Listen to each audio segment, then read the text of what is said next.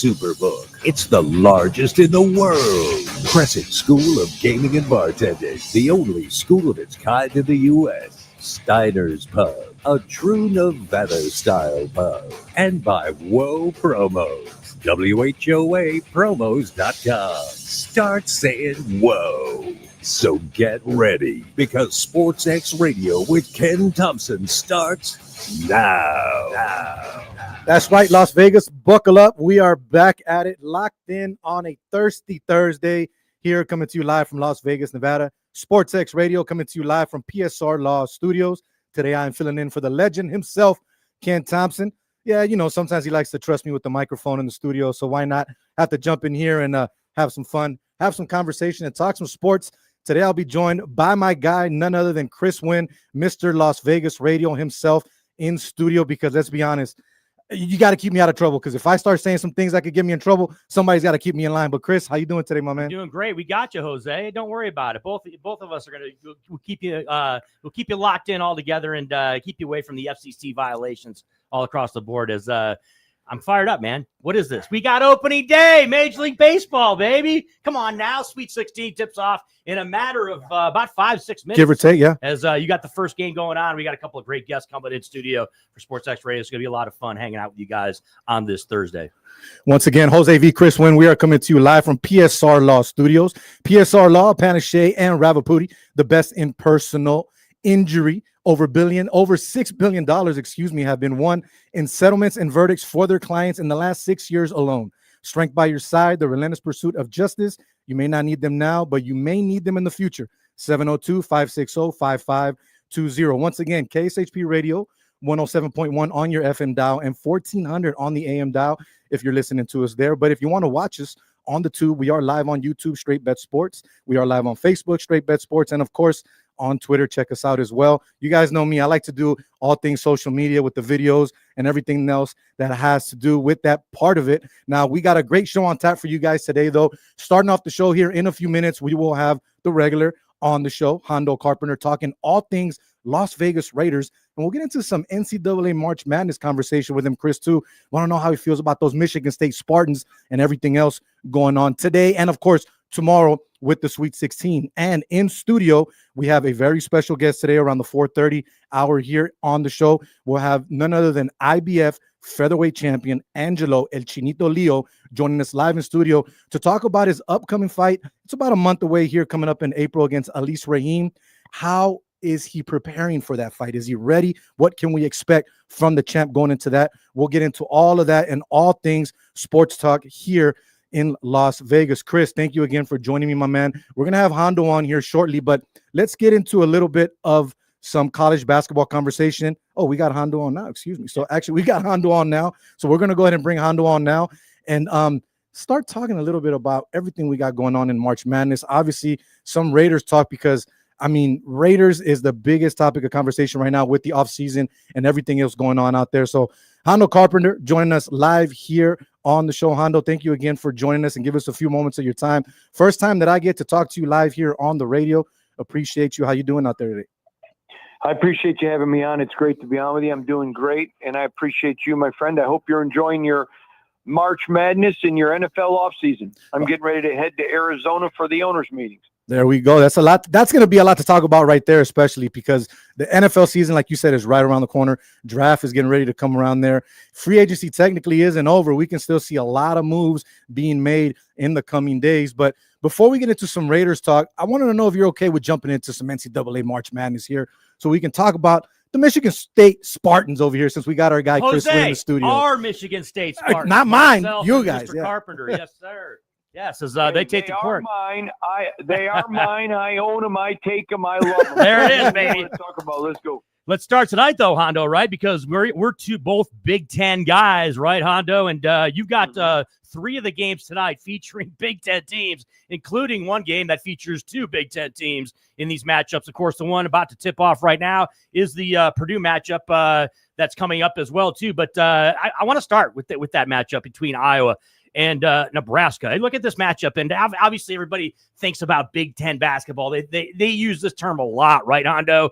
Whether it's our guy T.C. Martin, whether it's KT, whether it's others, a lot of times when they describe Big Ten basketball, it's about lunch pail, right? Old school, kind of knock them around type of, have the big corn-fed guys out there handling their business. And you think about this matchup between Nebraska and Iowa, you're going to get a lot of sense of that without question.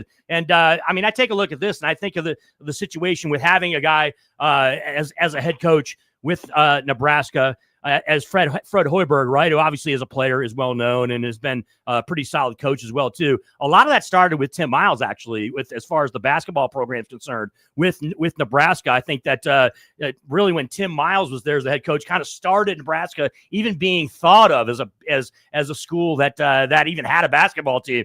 But it's going to be a lot of fun to kind of see these two teams go at it in the Sweet 16 with an opportunity to get to the Elite Eight. Well, I'm a big fan of Fred Hoiberg. I know Fred. I respect him. I think he's a brilliant basketball mind. I think that he zigs when others zags. He thinks outside the box.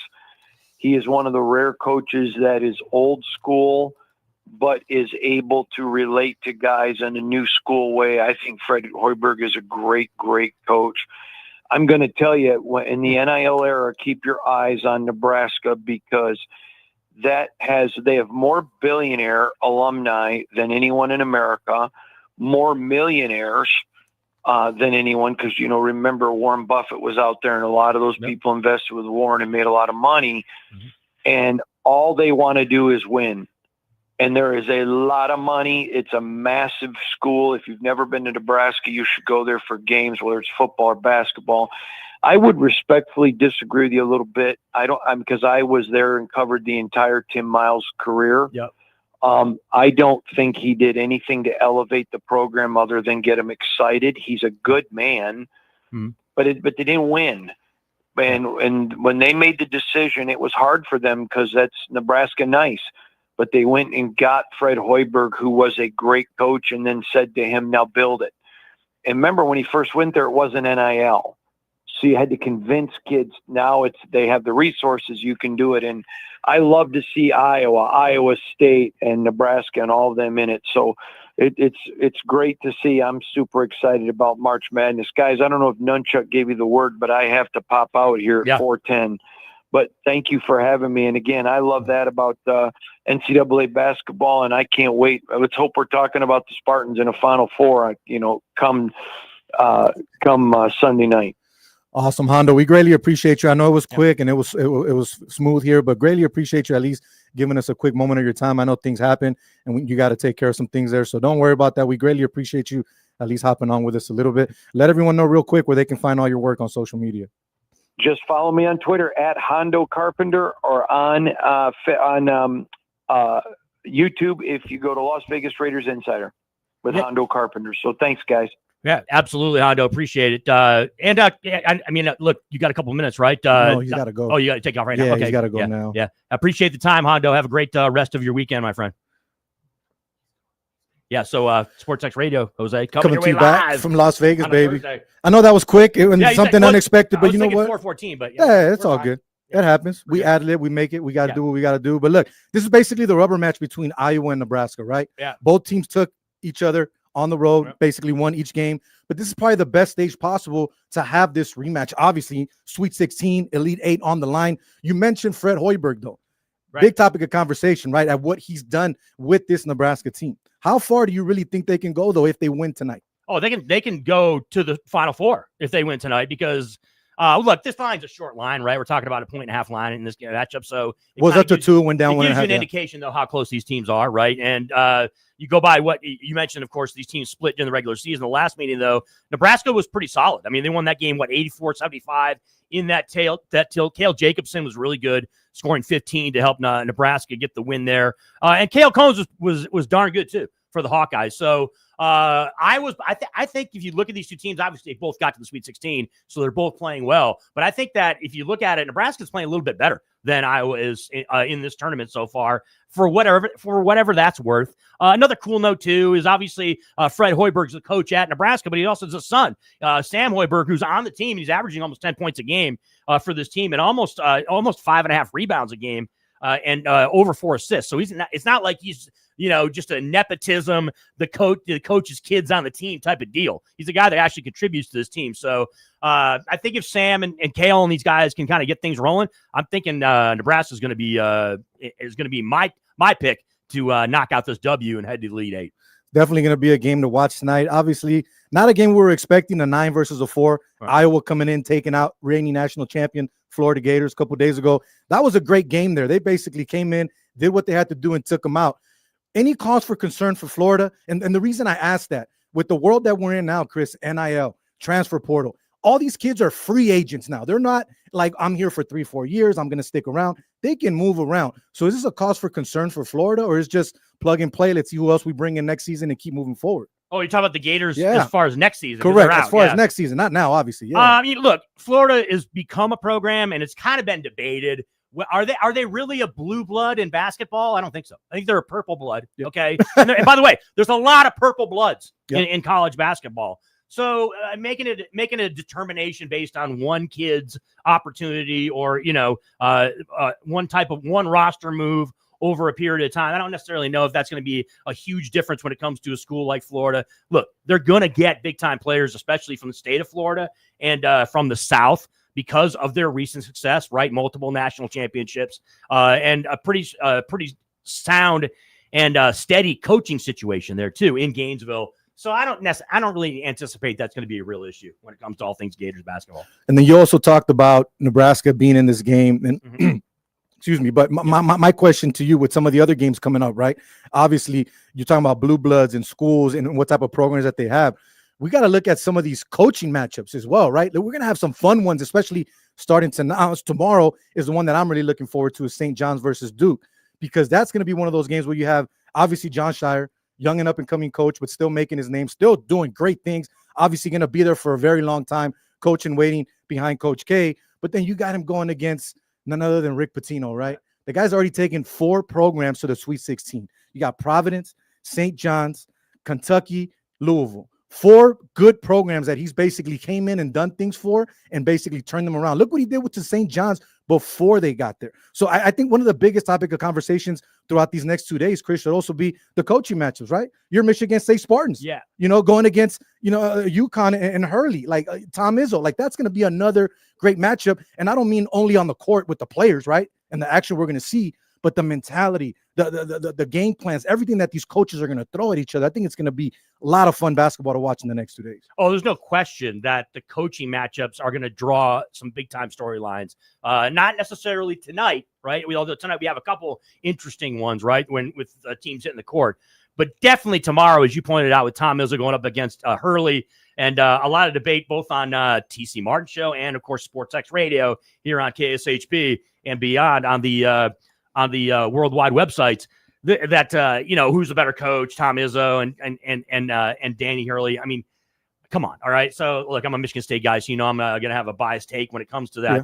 But make no mistake about it, having Rick Pitino going up against John Shire in that Duke matchup, and then the possibility of later on down the line having maybe a Pitino against Calipari matchup, right? Or an Izzo against Pitino matchup. You know what I'm saying? Those kind of things are intriguing. And then that Alabama-Michigan game, right? You got 2 guys that are basically not in the infancy of their coaching careers, but in the younger part of their coaching careers, obviously, when you're talking about Nate Oates and, of course, and Michigan's coach as well, too, Dusty May. So, and then the other matchup has a local flavor, okay? Because UNLV fans will, kind of keep a side eye looking on things as TJ Otzelberger and Iowa State take on Rick Barnes in Tennessee. So, there's going to be a lot of fun matchups tomorrow. But tonight it's going to start, and it's already tipped off already, Jose and SportsX Radio Nation, as we've got Purdue and Texas already tipping off with Purdue and early the 8-5, just under 5 minutes into this first tilt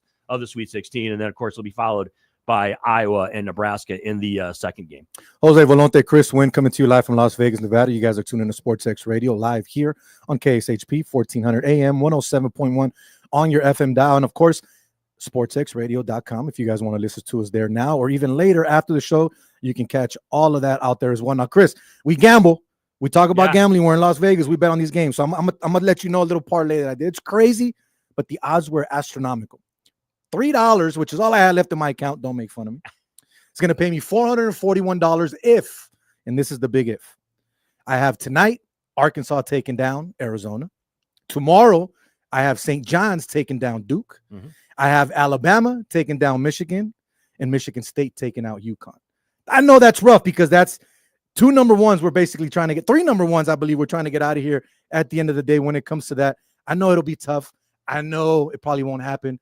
But what do you think the chances are of those four teams winning their games? Well, the chances, you have a chance. I'll say that, right? That'll be the quote. You got a fighting chance. I mean, just look at the lines. Look, I'm not a professional handicapper. I'm not going to sit or act like I worked in a sports book. You worked in a sports book longer than I have when it comes to that. But you're taking a look at lines like the game tonight, which is a 7.5 point line in the game that you picked. And then the games tomorrow, the teams you're picking are 8.5 point underdogs, right? In the Alabama-Michigan game. St. John's is almost a 7 point dog in the matchup against Duke. Yeah, so St. John's minus 6.5. Yeah, Michigan State's a short dog against UConn. So, you got these short lines that are going to draw all kinds of people to the window, Jose. You know the deal. It's going to be so much fun kind of seeing over the next couple of days, where the action goes, especially in these lines that are less than 4 points, right? Where you got teams that really are. And I've heard a couple former players and former coaches talk over the past week, right, leading into the Sweet 16, talking about how really the theme of the Sweet 16, Jose, is this. There's a lot of big-time programs that are in the Sweet 16 this year. You don't have the High Points. You don't have the Illinois Chicagos. You don't have the Florida Gulf Coasts. Texas is the highest seed left in the tournament. And Texas is not a Cinderella, all right? I agree with T.C. Martin, what he said yesterday. Texas is not a Cinderella. It is a major program. Back when they had T.J. Ford and all those guys, they were a program that was in the top 5 in the country, okay? So we don't look at Texas as, yes, and they're 11 playing against the 2 right now in Purdue. We get that, all right? And it'll be a surprise if they make it to the Final Four. But it won't be a complete shocker, all right? And it won't be a situation like, Gonzaga back in 2010 where they were, coming to the tournament an 8 seed or a 9 seed or a 10 seed, and then they make it to the Final Four because of Adam Morrison or someone. You know what I mean? Yeah. It's not going to be that, all right? We'll be surprised, but we won't be overly surprised. The point of my entire rant here going on is that you got a lot of big-time, whether they're blue bloods, you want to call them blue bloods, or purple blood programs that are going to be playing in Indianapolis in the Final Four, okay? And that are playing right now in the Sweet 16. You got a bunch of big-time programs across the board, okay? From, obviously you can go with the Dukes and the Arizonas and those teams, which, most likely, if you think about this, I mean, Arizona and Duke are probably the 2 favorites to win it. And then you've got teams like Houston that are right there, that you can make all kinds of cases they can win a national championship. Mm-hmm. And then you've got there's a bunch of teams I think that are all kind of grouped together. The Iowa States, the Michigan States, that could find, they could pull a rabbit out of their backside, right, and end up winning a national championship. And Texas falls into that area. I think St. John's falls into that area as well too. You can make the case St. John's is closer to a team like a Houston. That, as far as that's concerned. But again, you get the point I'm going here. Alabama, you're right. These teams that are explosive offensively and that can do some damage. Of course, I am remiss because I just failed to mention the other school in my home state that is really the other number 2. I said Duke and Arizona. I misspoke, Jose, and Sports Ash Radio. It's Michigan and Arizona that are the 2 favorites. And then Duke is kind of, because of the injury, obviously for the Blue Devils, that's huge. I think that kind of gets them a step back behind the Wolverines and the Wildcats. So you got, again, Jose, we got tons of storylines and it's just getting rolling right now with this Boilermakers Longhorns tilt. And it's going to be a lot of fun over the next couple of days. And then, of course, leading into the weekend on Saturday and Sunday to decide who heads to Indianapolis. And it's going to be fun because a lot of the teams that are remaining have never won a national championship. So it's going to be interesting to see if we can get a new team in there, right? A new name to basically hoist that trophy and give us something else to watch when it's all said and done. But another question I have for you, Chris, sticking to the college game, and it's been a big topic of conversation, social media, radio, TV, all of that, is are we seeing the end of the Cinderella, right? Is it because of the NIL? Is it because of the transfer portal?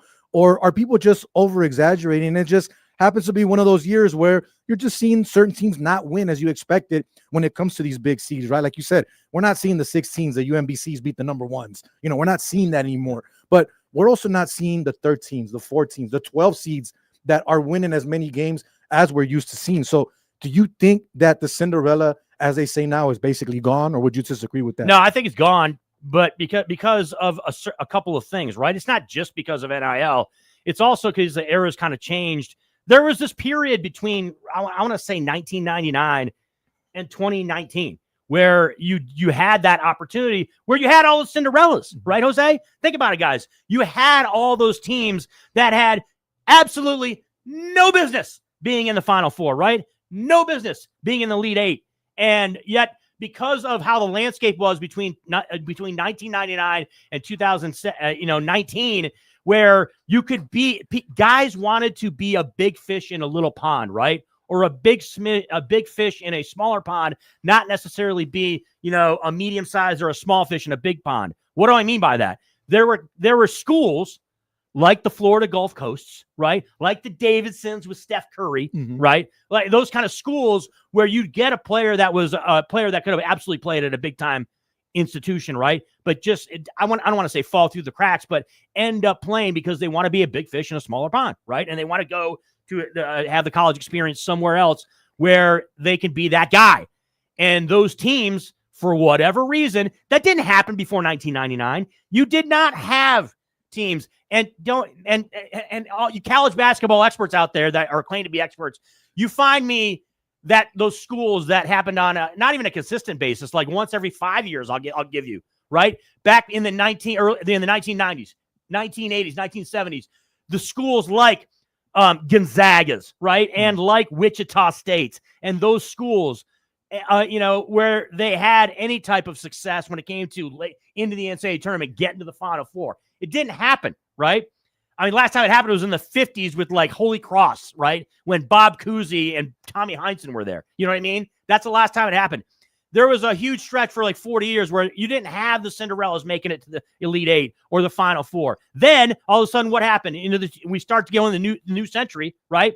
Then you started getting the Florida Gulf Coast, the Illinois Chicagos, right, with Sister Jean. You know what I mean? Those schools. Gonzaga, was making Butler. Butler okay? made noise for another a while, one. yeah. Another one. Butler. Another one where you're going to Final Fours. They weren't just going to the tournament and winning a couple games. They're going to Final Fours and Sweet 16, Elite Eights. You know what I mean? So the point I'm making is there was a shift once the NIL stuff started coming in, right? Money in college sports. Now it's changed everything. So to your question, Jose, no, there's not going to be as many. There may be one here or there, but there's not going to be any consistent Cinderellas at all because of the NIL money. And which means what? Players don't have to go to the NBA. If you think you have a shot to go to the NBA, you're not going to go as fast because you have opportunities as far as NIL in college sports where you're going to stay because it's a better quality of life. You don't have that, it's not the pressure. You're not out in the real world. You're in college, so that, in my opinion, I think that will keep a lot of high quality talent still in college. Not for 4 years. Okay. We're not talking, they're going to be seniors, but you get what I'm saying. They're going to be in college longer. So that means that the bigger teams and the Power 5 teams, right, and whatever conferences, because we're playing musical chairs with all those conferences and stuff. Once that all changes, that's going to make it even more difficult for a Cinderella type team to make a deep run in the tournament. Great stuff from my guy, Chris Winn. College basketball is far from over, ladies and gentlemen. Make sure you get on the tube and get those games watching. If you're a gambler, get out there and go bet these games. A lot of excitement. College basketball is one of my favorite times to bet. But we got to take a quick little break. We do have our guests getting ready to come in studio. But before we do so, let's go to the MLB scoreboard real quick. Phillies take the game 5-3 against the Rangers. Tigers 8-2, and Kevin McConaughey begins his career with 4 hits in the Tigers 8-2 win over the Padres on opening day. Angels 3-0 on the road against the Astros. Red Sox 3-0 over the Reds. Orioles 2-1 over the Twins. Nationals 10-4, 10 big runs over the Cubs on the road. Take that. Brewers 14-2 against the White Sox. Mets 11-7, and currently going Cardinals 9-7 over Tampa Bay in the top of the 8th inning, I think it is. But a lot going on there in MLB. But look, Jose V, Chris Winn, we are live on SportsX Radio. Right after the break, we'll have IBF featherweight champion Angelo live in studio. We'll be right back. Steiner's, the Nevada Style Pub, invites you to play the best tavern, keno, and video poker in Vegas. Promos are how we roll, so make the most of your gaming dollars here with us. Come play in our ongoing gaming promotions and receive daily free play, bonuses, and more. With a chance to win Knights, Raiders, and Aviator tickets, and big money with all those jackpots. It's not only the great gaming that Steiner's Pub has, it's the 24 awesome rotating draft beers and best appetizers to match. So join us in watching your baseball Aviators and all your home sports teams as we make history in Vegas. Steiner's, the Nevada Style Pub at 8410 West Cheyenne, 1750 North Buffalo, and Las Vegas Boulevard and Windmill. Steiner's, I love this place. Are you a shy smiler, terrified of any food tougher than tofu? Do you wish there was some sort of reverse tooth fairy who puts teeth back into your mouth? If so, then AQ Denture and Dental Implant Center in Henderson might be able to help. AQ is an in-network provider for Medicare dental plans and one of the most technically advanced dental offices in the Valley. Dr. Maricondia is an internationally recognized expert in implant dentistry, and AQ's on-site lab means your custom implants, dentures, bridges, crowns, and more are ready faster and fit better. Call AQ Dental for a free consultation at 702-565-6000 or visit aqdentureservice.com. That's 702-565-6000. Dr. Maricondia may not be the reverse tooth fairy, but he can help restore your smile to its former glory. New smile, new you. Just call AQ.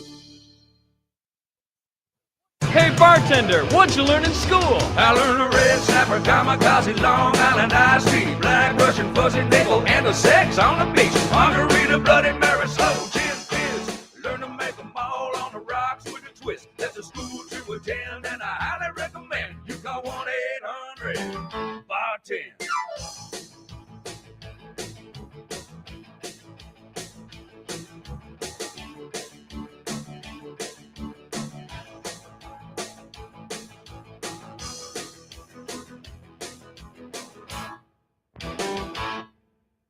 Red snapper, kamikaze, Long Island iced tea, black Russian fuzzy nickel, and the sex on the beach. Margarita, Bloody Mary, slow gin fizz. Learn to make them all on the rocks with a twist. There's a school to attend, and I highly recommend you call 1-800-BAR-10.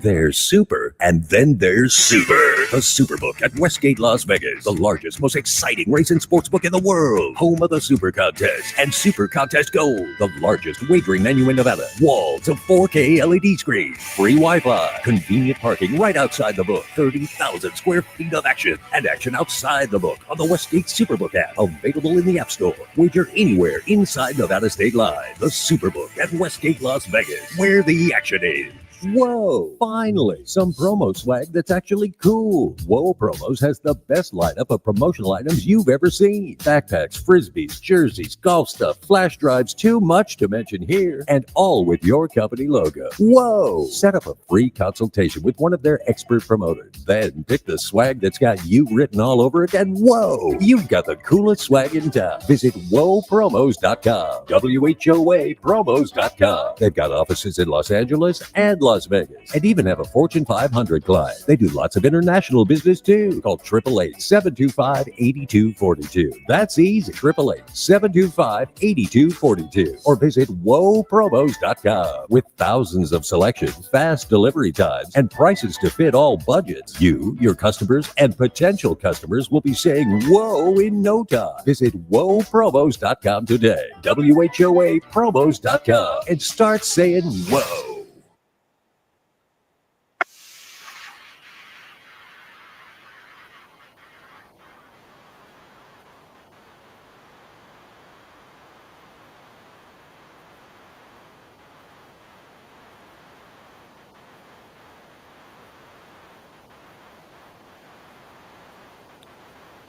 Back at it Thursday afternoon. Jose B coming to you live from Las Vegas, Nevada, with my guy Chris Winn in studio. You are tuning in to Sports X Radio live here on KSHP 1400 AM, 107.1 on your FM dial, and of course streaming worldwide on sportsxradio.com.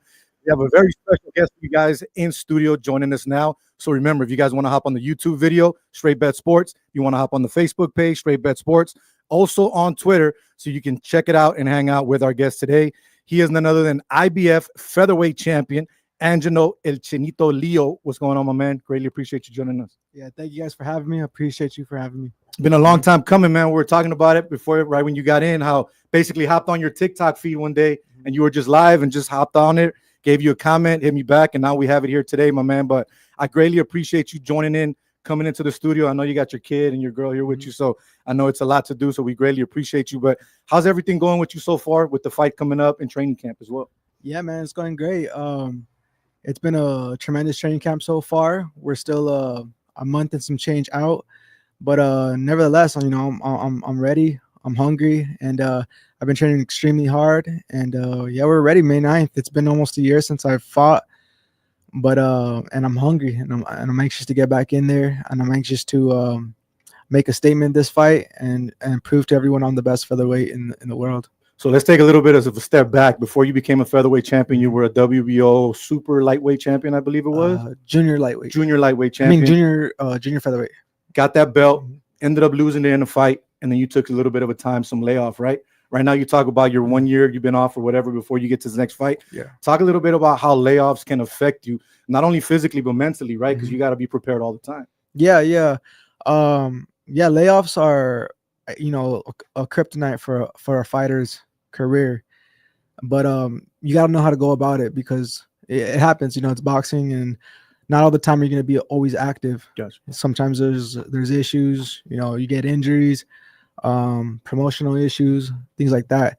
So you just got to be mentally strong. You got to be mentally strong, and you got to want to love the sport and persevere. And that's exactly what I did, was persevere through it all, through all that time off. I was always in the gym, always training, and you know, just kept it in mind that I was going to be a world champion one day once again.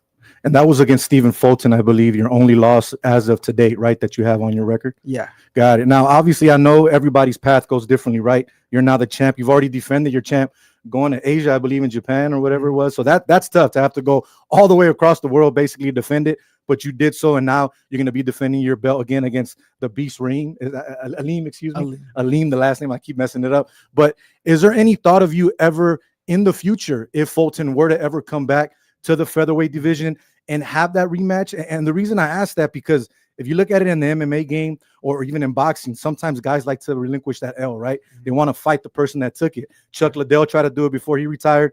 Got a couple of them, couldn't get the last one. Is that something that is in your scope or on your mind at all in the future for your career? Yeah, in the future, yeah, it's always like you said, it's always a great thing to avenge a loss. So if the opportunity presents itself, I would definitely be willing to do it. But for now, we're focused on you know, defending the world title and possibly winning more titles in the future. How does your mindset get ready, bro, and just set for you to understand that you're not just fighting, you're fighting for a belt again, right? You've already defended it once. Now you got to go ahead and do that again. Is there any thought that goes through your mind that goes, what happens if I lose this fight, right? Because you never want to lose, obviously, but does that ever come into your mind at all? Oh yeah, of course. I just got to keep in mind that, you know, as bad as I wanted it when I wasn't champion, that's how bad they want it. You know, they got families to feed, but I also got a family to feed, you know, and there's real killers out there. So I gotta be one of them too. You know, I gotta go in there and I gotta you know, take it to them and do what I gotta do to keep that belt, because, you know, I'm at the top and everybody wants a piece of me. So I gotta go in there and just, you know, demolish, go in there and demonstrate. So the Beast, I don't know if you've been, obviously you probably have, that's a stupid question, but he's a big body puncher from what I've seen. He likes to go to the body, he likes to hit hard. What have you been following and watching, getting ready in this training camp leading up to the fight with him? Everything, you know. Me and Aleem are no strangers to each other. We've done a lot of sparring in the past, and I kind of know his style, and I'm pretty sure he knows my style as well. But I've improved a lot since I last sparred him, and yeah, he's not an easy fighter. He's awkward. He moves around a lot, but you know, me and my team we're ready for whatever. What ends up being the most difficult thing, though, even though, like you said, you've already sparred with this guy before, how do you change it up to where he doesn't remember certain things you may have or things that you do that he could try to counter on you? There's a lot of things, you know, I got a lot of tricks up my sleeve. I'm not the same fighter from I was back then for sure. And they'll see. You're like, they'll see, they're going to be ready for it. Come there. Once again, Jose V, Chris Winn in the studio, SportsX Radio. We are joined by IBF featherweight champion Angelo El Chinito Leo. Now, Angelo, aside from the featherweight division, right, is there something that you're looking into in the future, whether it may be trying to fight the other champions in your division or possibly unify or moving up? Because you're already a two-weight division champion, right? Are you trying to move up even more in the weight class, or are you comfortable where you're at? Yeah, as at the moment right now, we're comfortable with where we're at featherweight. But eventually, you know, as I get a little older, I start feeling into my body a little bit more. I think I'll move up to 130. Well, for now, you know, we're focused on featherweight division right now. Chris? Obviously, Jose mentioned that you fought in Japan. Obviously, got that decision over Kameda in that fight. But fighters, they love to return to their hometown, and you were able to win the IBF featherweight championship in your hometown at Tingley in that matchup, in that knockout over Lopez in that game. How big was that? Not only just to get the IBF title there, but to do that in your hometown in front of your fans, where a guy that's been able to had the opportunity to fight all over the world. Yeah. Oh, that's a dream come true, to be honest. Man, when I got the call that I was going to be in my hometown again for a world title, I was thinking to myself, I can't let this go. You know, I can't let my people down. I can't let myself down, you know, and I'm going to walk out of there in my hometown as a world champion. And I did everything I had to do to get that victory. But it was an amazing feeling to win a world title, and especially in that fashion in my hometown. You know, it was a memory that will be etched in my head forever. Yeah, and as Jose mentioned, you fought in Japan. You fought obviously in Florida a lot. You fought in Mexico. You fought obviously in the United States as well, too, and around here in Nevada. But you hadn't fought in New Mexico, I believe, since 2015, right? Before that fight was the last time you fought in New Mexico. So I got to believe that had to be just outstanding for you and your family to kind of see how that went down. Yeah, for sure. And that was a little thing that was something on my mind too. Was, man, I haven't fought here since 2015. It's been 9 years. I was, you know, thinking like, okay, is the crowd gonna show up? Are they gonna know who I am and stuff like that? And boy, did they show up? You know, they showed up, and as soon as I heard when I connected with that first punch in the first round, the crowd went crazy, and I was like, okay, this is what it feels like to be in your hometown. And it was an amazing feeling for sure. So now that you're the champ, do you control that type of stuff, like where you want to fight when it comes to venues and cities and all that as well, or no? Yeah, I have some say in it. Not all of it, but if I wanted for another fight to be in my hometown, I could make it happen. How tough is that though? Because obviously you're gonna have the other fighters saying, "Well, he's gonna have the advantage. He's at home. It's not gonna work out for me." How tough is that for you to make those type of fights happen? It just depends on who the fighter is. You know, of course, if he's another champion, would probably have to do it in neutral grounds. Got it. Yeah. But if he's like a mandatory or a voluntary, it's usually you could choose your venue. Got it. And I noticed that when you're on social media, bro, you're just out and about. You be doing a lot of things, just living your life. You go to fights, you go to different events. You're just out there. What is it about being out in the public and letting people see you and just interacting with not only your fans but boxing fans in general? It's great. It's an amazing feeling.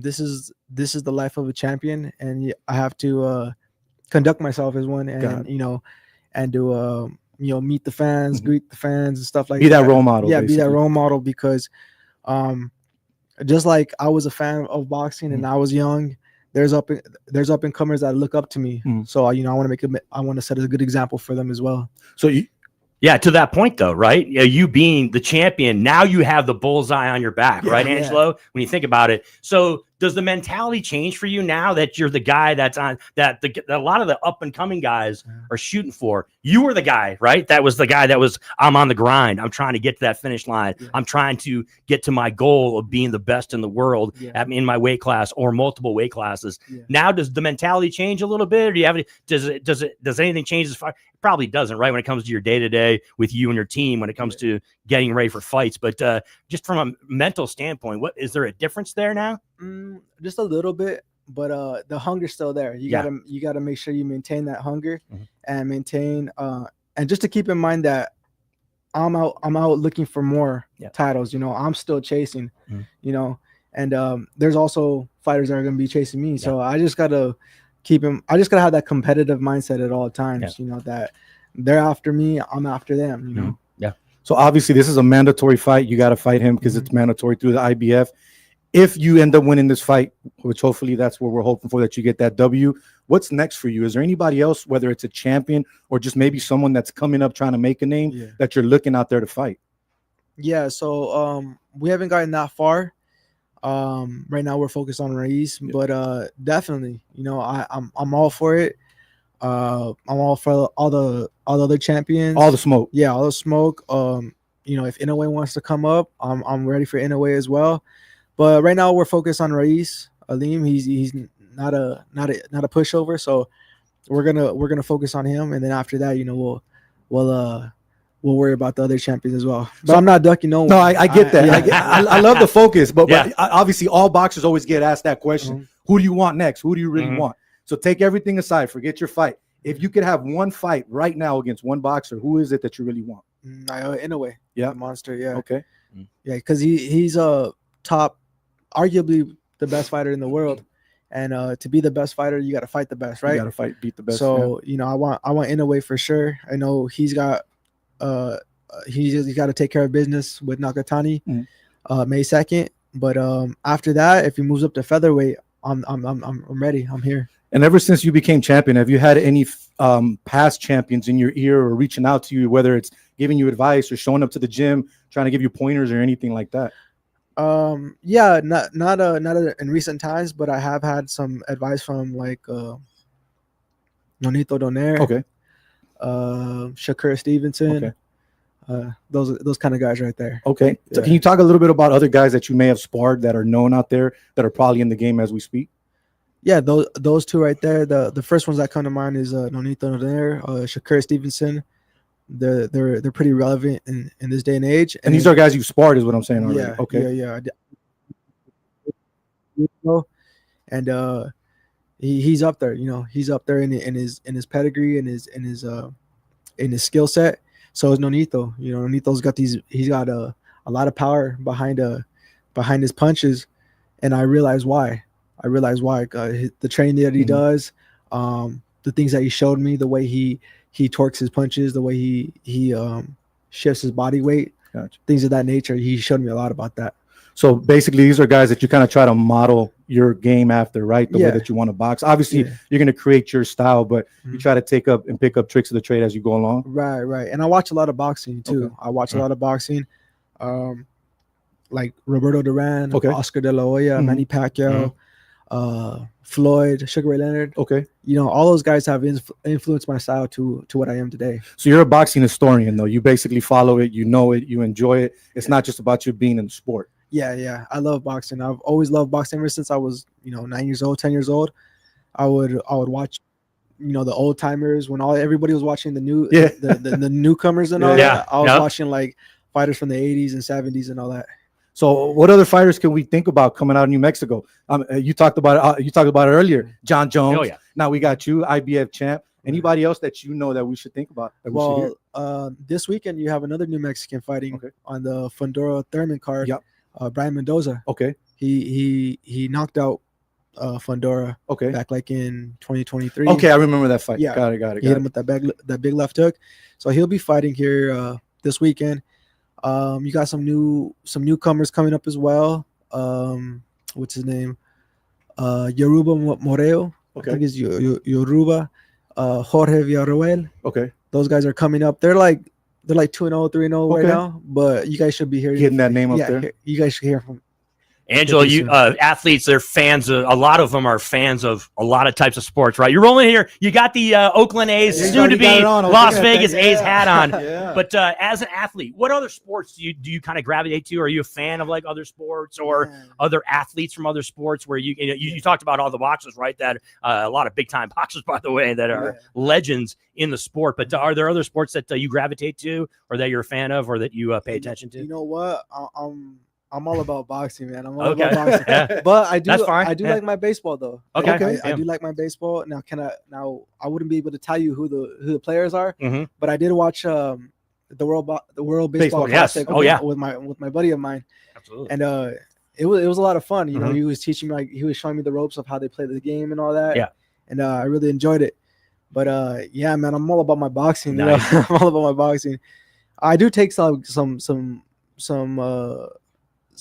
tips and tricks from like Kobe, like his mentality and stuff like that. Yeah, I read things of him and all that. So yeah, and probably mixed martial arts too. Maybe mixed martial. Do you take anything? Because you talk about taking things away from boxing. Obviously, boxing it's a different sport. Okay, let's be honest than MMA. But sometimes the mentality can be very similar when it comes to a lot of the athletes. For sure, for sure. We all got a similar mentality, and like Conor McGregor, I'm a casual with the MMAs, but you know, Conor McGregor has some good tips and tricks and all that. Yeah, I know.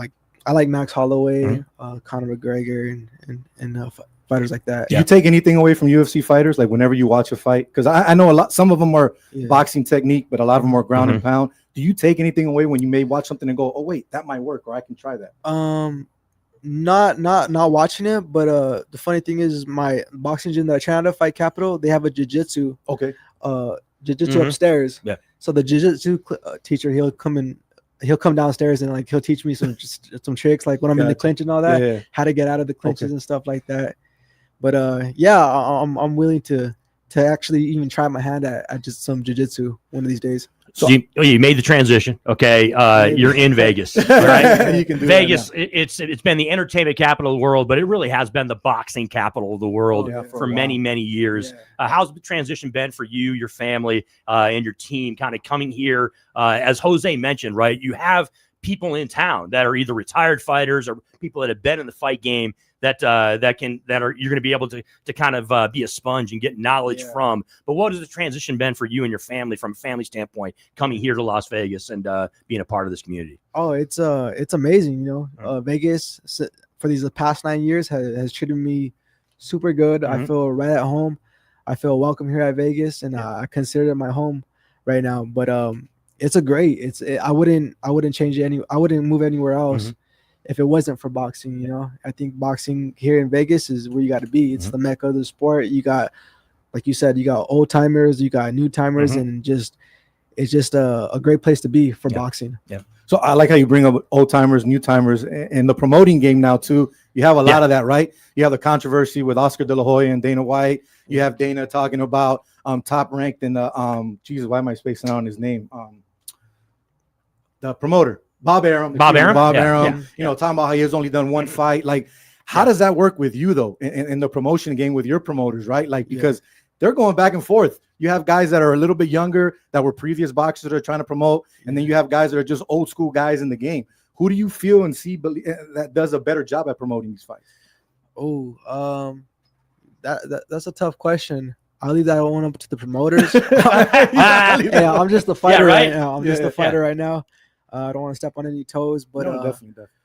You know, the proof is in the pudding. You know, Top Rank has been around for a cool little minute now, and you know, they've earned their stripes. Correct. And but you know, you see like Dana White and them, they've earned their stripes in their game. Yeah. And they're bringing that to boxing, which is looking to be pretty successful as well. And yeah, I think it's all good for boxing. Yeah. And that's another thing too, with and going away from your fights and just boxing and conversation in general, the whole Zuffa boxing you just talked about with, you know, Dana White and all that. You're in the IBF, you're IBF champion. And there's also conversation with sanctioning fees and paying for your belt. What happened with Crawford when he beat Canelo and all that, right? It's been a big topic of conversation. And obviously, the guy that just fought for Zuffa and they stripped him of his belt, right? Correct. How does that work? Like, I've always wondered how that works on the backside, right? With you having to pay to have your own belt and things of that nature. Like, do you have to pay sanctioning fees for the IBF while you're the walking around champion? Yeah, you do. You do. It's just part of holding the belt because these belts are not free. I got you. They're a business like any other business. They got overhead and they got to pay their judges, they got to pay the referees, they got to pay the expenses to go out to your fight. Gotcha. And and host it. So all that costs money. So who do they charge? Is us fighters, the ones that are making the belt and doing the vice versa. They're giving us the opportunity to fight for their belt, but we're also fighting for their belt and represent. So it works both ways. And you also said not step on anyone's toes, no promoters or anything like that. Are you okay with that? Are you okay with the fact that you have to pay to be a champion? Yeah, I'm okay with it. Okay with it. At the end of the day, I think belts matter. They really do. And yeah, I'm okay with it. They got their percentage, and I think what's fair is fair. Jose V, Chris Winn in studio with IBF featherweight champion Angelo Leo. Angelo, we greatly appreciate you coming in studio.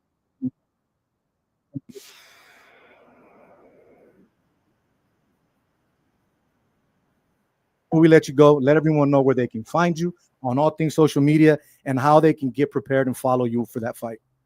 Okay, you guys can follow me on Instagram, Angelo X Leo, TikTok, Angelo X Leo 777, and yeah, just if you guys ever want to look at my fights, go out on YouTube and you can see me there. But shout out to everyone supporting everybody that's new to my career. I'll be fighting May 9th in Atlanta, Georgia on The Zone. Okay, and what can the fans expect from that fight from you? Knockouts. Knockout? Yeah. All right, what round? Oh, we're going to call this now. 8th round. Woo! 8th round. Okay, 8th round knockout. I'm going to go put in a bet on my own personal side. I'm not trying to get you in trouble. Aleem's in trouble, and I can't. Look, know, right? I want to root for Aleem. Angelo, it's the Michigan connection, my friend. It's the Michigan I'm a Michigan guy. connection. Okay, so that's. But yeah, I can't. Fine. But now I can't do it. This is my guy right here. Yeah. But Angelo, we greatly appreciate you, my guy. Best of luck. We'll be talking soon. Appreciate you guys. Get that W. Thank you guys. Once again, Jose V with Chris Winn in studio. We're going to go ahead and take another commercial break. Top of the next hour, we'll get into some other things sports related here, of course, on the show. And at the end of the show, we got a last-minute guest. Las Vegas Lights FC head coach will be joining us on the phone as well. We'll be right back.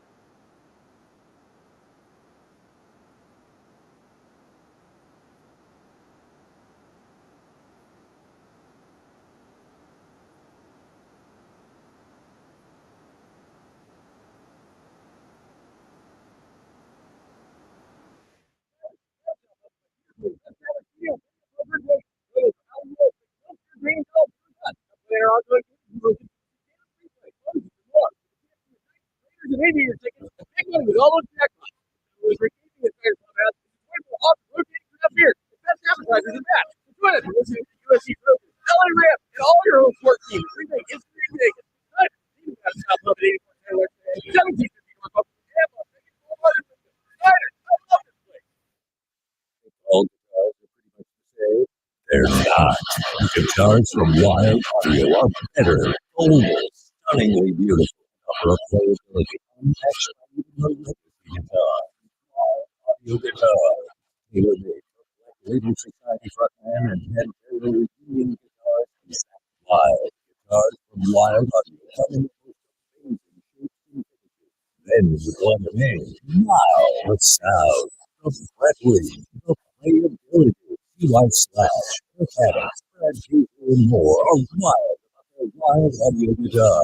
They got bases, acoustic guitars, accessories, and independent instruments too. Wild audio guitar for craftsmanship, durability, versatility, and oh my God, the sound. Visit wild-audio.com. WYLDC-audio.com. And go wild. Are you a shy smiler? Terrified of any food, nothing until food? Do you wish there was some sort of reverse tooth fairy who puts teeth back into your mouth?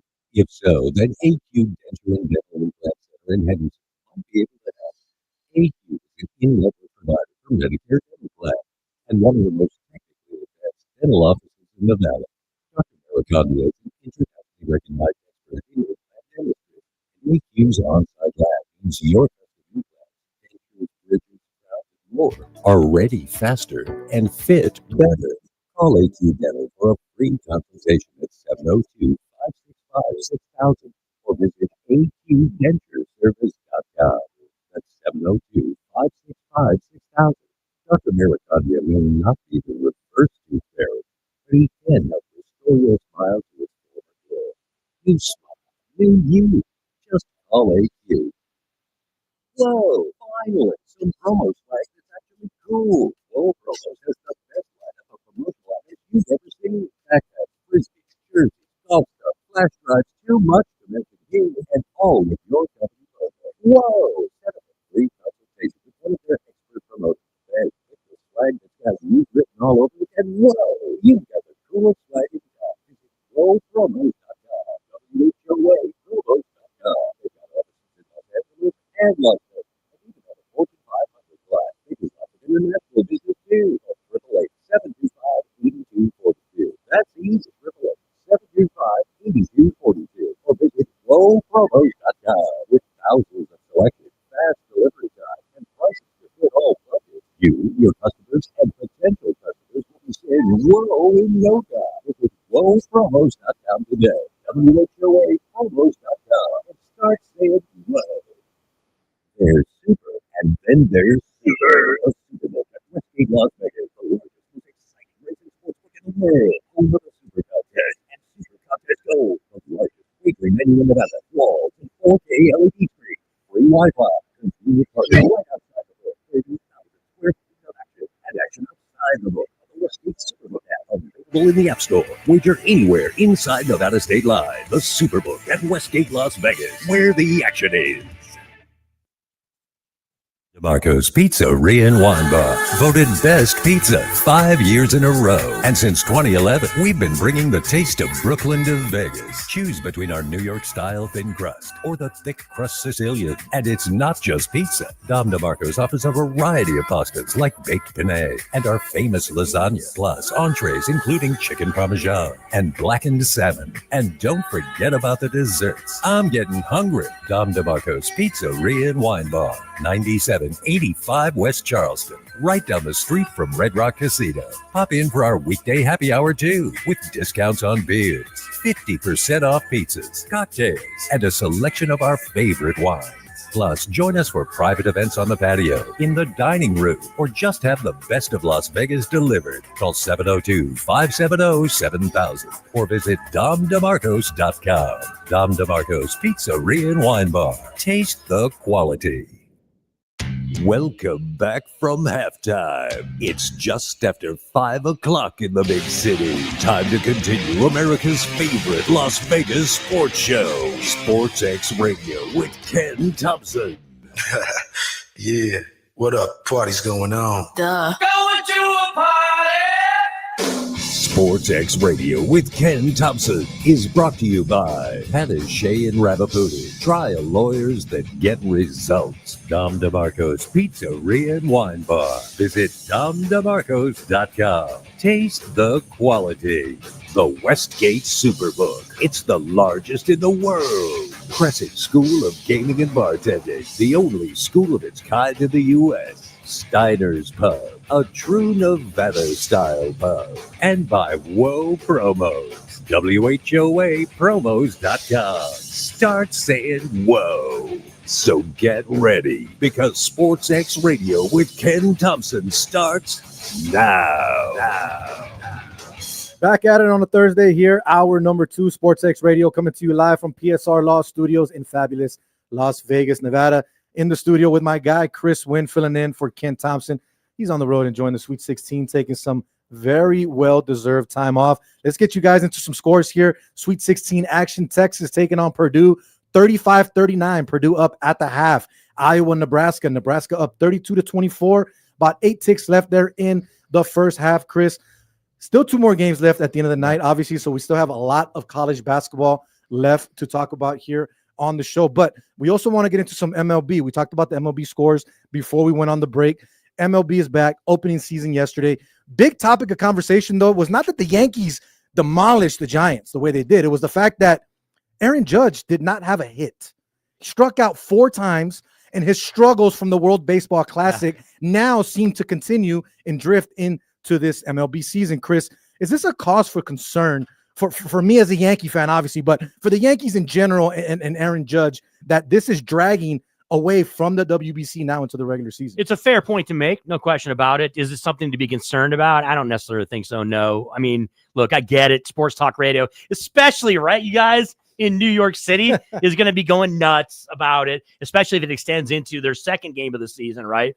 And into the weekend if he's not performing offensively. But look, it's Aaron Judge. We're talking about, one of the preeminent offensive talents in baseball, and in baseball history, really, is who we're talking about here. But I do get it. I understand it. It's a storyline that's building, right? Because it is extending from the World Baseball Classic, which, by the way, you guys, a lot of fun, right? And a great opportunity to see on the world stage the talent on display from each nation across the country, and just the pride, right, of every nation when it came to getting a chance to perform against fellow. Look, let's be honest. Mostly Major League Baseball players. A lot of them in the minor leagues too. Guys who are on the up and coming, who are going to end up playing in the show eventually. But obviously, here in the United States, as a USA fan, I was intrigued as all get out, as I like to say, to see what transpired in that World Baseball Classic. But guys, it was just a lot of fun, right, to kind of see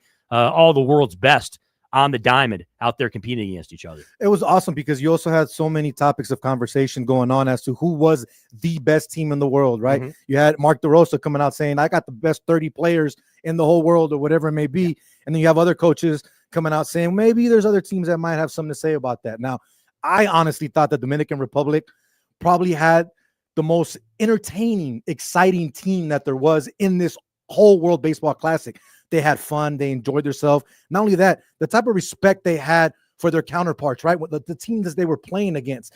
Obviously, we saw the whole thing with Cal Raleigh and the handshake and all that. Yeah. I think it was blown out of proportion. Shouldn't have been that big of a deal as they were talking about it. But Dominican Republic looked good.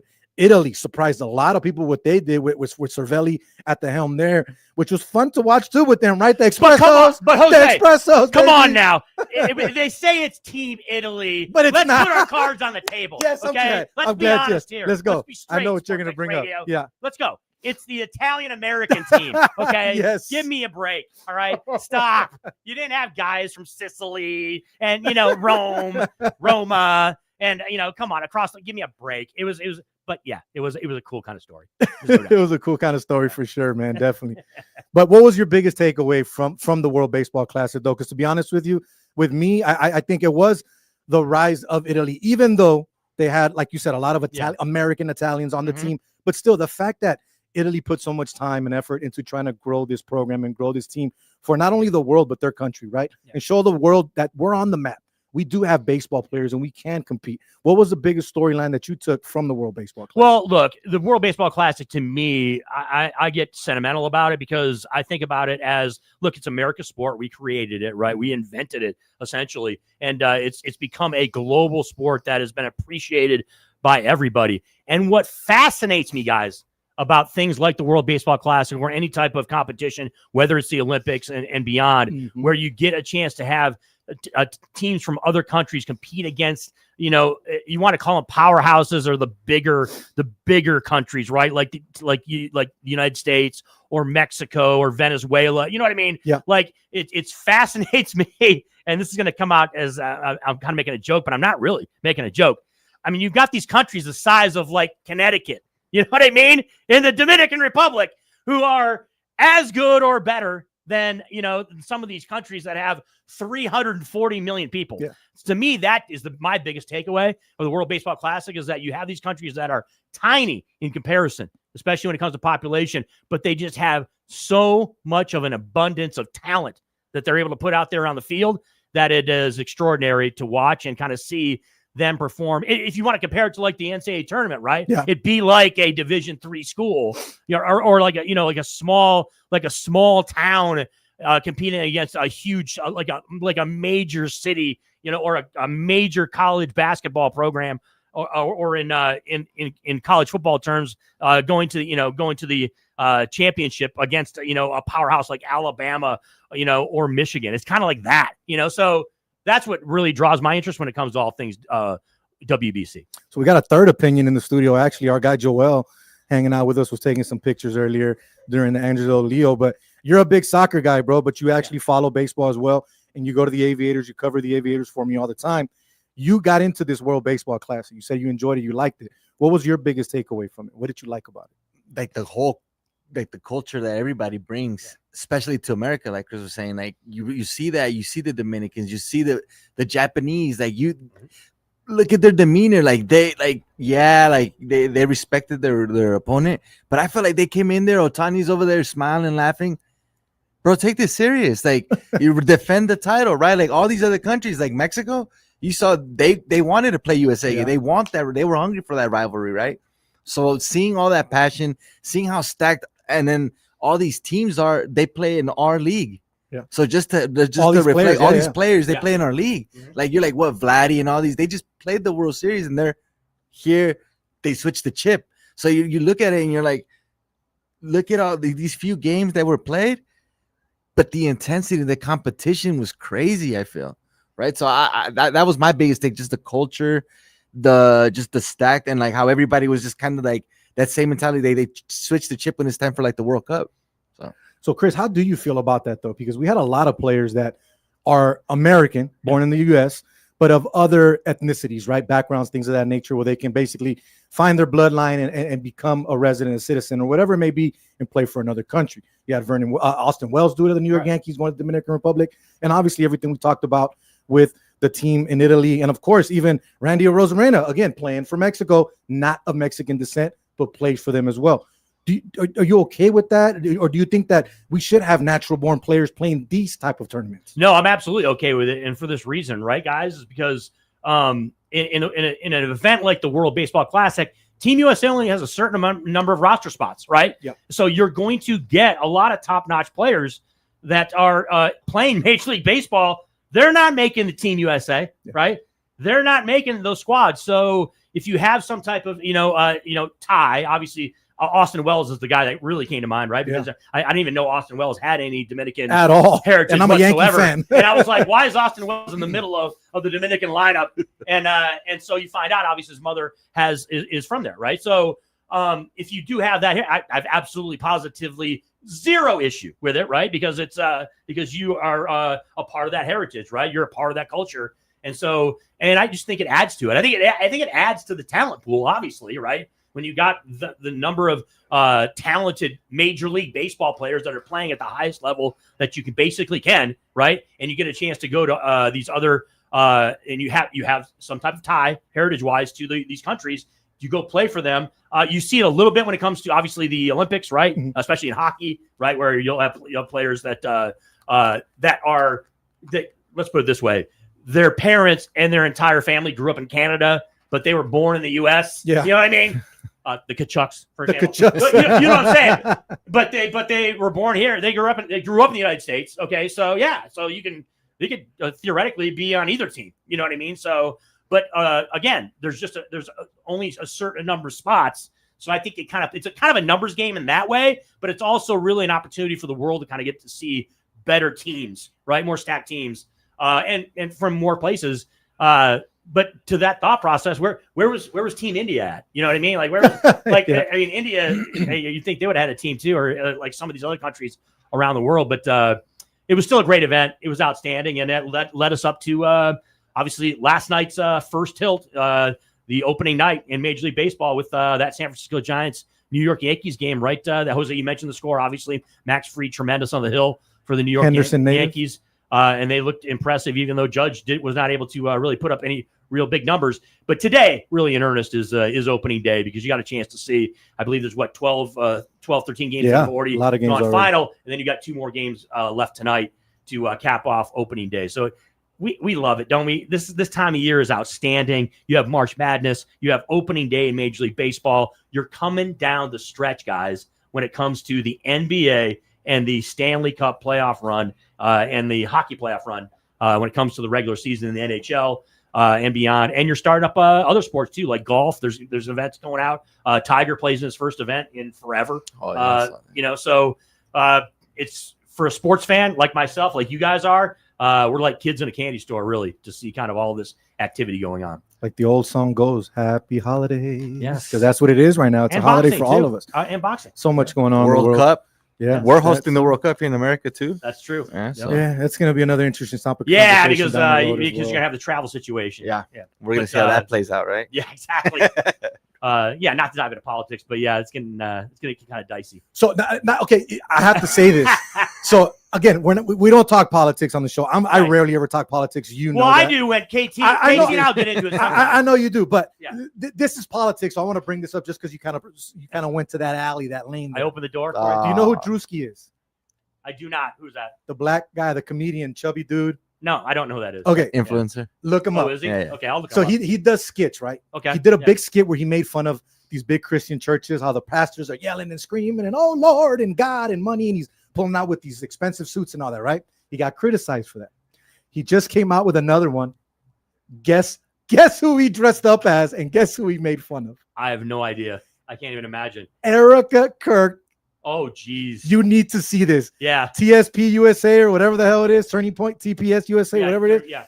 You have to watch it, bro. Yeah, I gotta check it. People are saying he went too far. I think it's hilarious. I think it's absolutely hilarious because you have to bring some type of humor to even the most worst things that are going on in the world, right? Mm-hmm. A lot of people don't agree with certain politics, whether it's Trump, right, whether it's this, that, and the other. I'm not going to get into who I like and who I don't, but I think times it's okay to bring up some jokes like that, man. It's okay to make fun of things. And I think people just overreact too much. So if you haven't seen it, I highly recommend that you see it.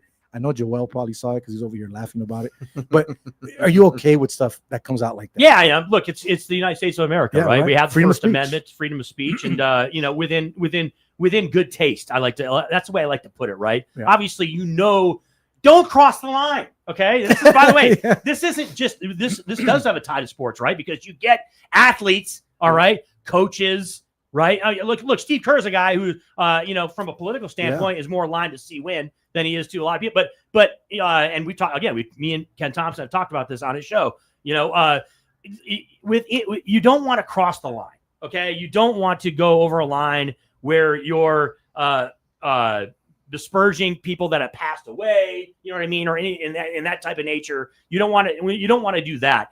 But people have their opinions, right? Correct. And you know what I hate the most, guys? One of the things that I loathe the most is the take of, I don't want politics in my sports. Let me tell you something, all right?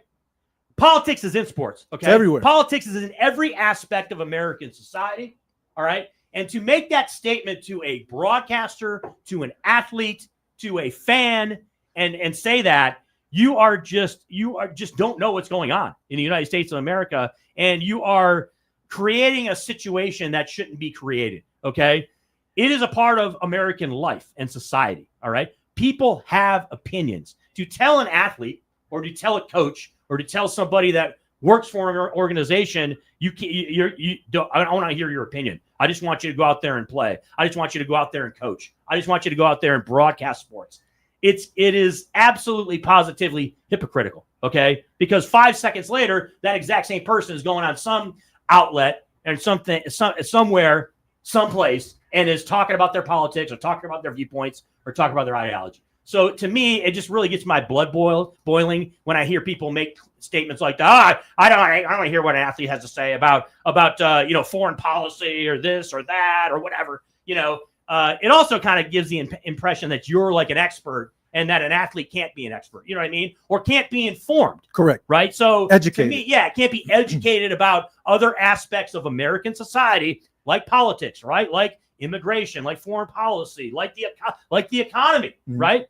So a lot of this stuff matters to all Americans. Okay. So when I hear people make that statement or even go down along the lines of that statement or, try to get all sanctimonious about it and they're holier than now and that I want to keep them separate. My sports and my politics and my social issues, they're separate. Now, you live in America. That's not how it works here, and that's not how we operate. Chris Winn letting you know how he really feels. That's why I like that I can bring up politics with you a little bit because you're very informed.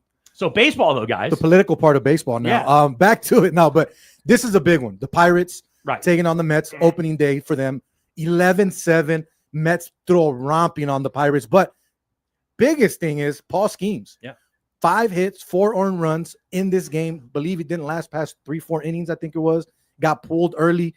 ERA now sits at 67.50, which obviously that's a ridiculous number for now. But how do you feel about this game today, Chris? Paul Skeens coming out opening day just completely flat. I mean, is it just opening day, or is this something that we may see with Skeens, or just hey, it's another game, let it go, forget about it? Well, it's opening day. It causes a little bit of concern if you're Pirate fan, okay, and if you're Paul Skeens that you're at Citi Field, right, for opening day. And in the first inning, the Mets dropped a 5 spot on what I think is the second best pitcher in baseball, right? Some people will say he's the best. Let me guess. Terry Skubal. Okay, yeah. just want to make sure. I'm a Tiger fan. Come on, I'm gonna be biased. But Bichette goes out there, hits the sack, hits the sack fly. Then you got Beatty out there tripling, just emptying, taking all the ducks off the pond in that first inning. They unloaded, right? You got 5 runs in the first inning. That's not no pitcher in Major League Baseball, especially at starting on opening day, which is every pitching staff's usually ace is going opening day because it's opening day. Yeah. Okay. And you give up 5 runs in that first inning. He was able to settle down. And then in the fourth, they started opening it back up again. The 4th, 5th, and 6th, they scored 6 more runs. The Mets did. So, I mean, is this more about you're happy if you're the Mets and if you're Freddie Peralta, and you're that team? Or are you just more concerned about if you're the Pirates? I don't think you're concerned if you're the Pirates. He's still your guy. He is the guy there in Pittsburgh. Everybody's waiting for the shoe to drop, right, guys? When is he going to get traded? When is he going to get shipped? When is he going to be a Yankee? It's the Pirates, and that's what they do to every player that has any type of value or any type of cachet whatsoever. But maybe something changes with Paul Skeens when it comes to the Pittsburgh Pirates organization, and maybe they do keep him. But not a great start to the season if you're all things Pittsburgh Pirates, giving up a 5 spot in that first inning, and then of course going on to lose by 4 runs. So you did mention Skubal, and obviously your Tigers got the 8-2 win today after Kevin McConnell got his career started with 4 hits. Big game for him, but also a big game for Skubal. Only 3 hits allowed, 6 Ks, 6 innings pitched, only 74 total pitches, Chris. So that's not bad for an opening day start. Yeah, big key for him was that for the first, I think it was 7 innings, he had under 20 pitches in each inning. And in a couple innings, he had single-digit pitches. So not a lot of work, right, which is good for him. Does it justify him not wanting to pitch in that WBC final game, which is, I don't know exactly. Look, I don't have the inside information. I don't know exactly how much it was Tarek Skubal and how much it was, Team USA who was involved as far as that decision was made. At the end of the day, the notification is the way I'll put it that Tiger fans got and the Tiger organization gave was that we wanted him ready for opening day. So that's why he didn't pitch. It was 9 days for opening day. So I'm like, really? But it was just being precaution. That was the whole point of it. But Skubal was outstanding. I mean, when you have that, when single digit pitch counts in each inning leading up to that inning where San Diego had they got a guy on first base with an error, and then there was an RBI double to knock him in. So it wasn't even an earned run that Skubal gave up in this game. But the story, my friends, and yes, I'm going to toot my Detroit Tiger horn a little bit here, was Kevin McDonald. Yeah. This kid, okay, I've said on social media that he's going to be the next Bobby Witt Jr.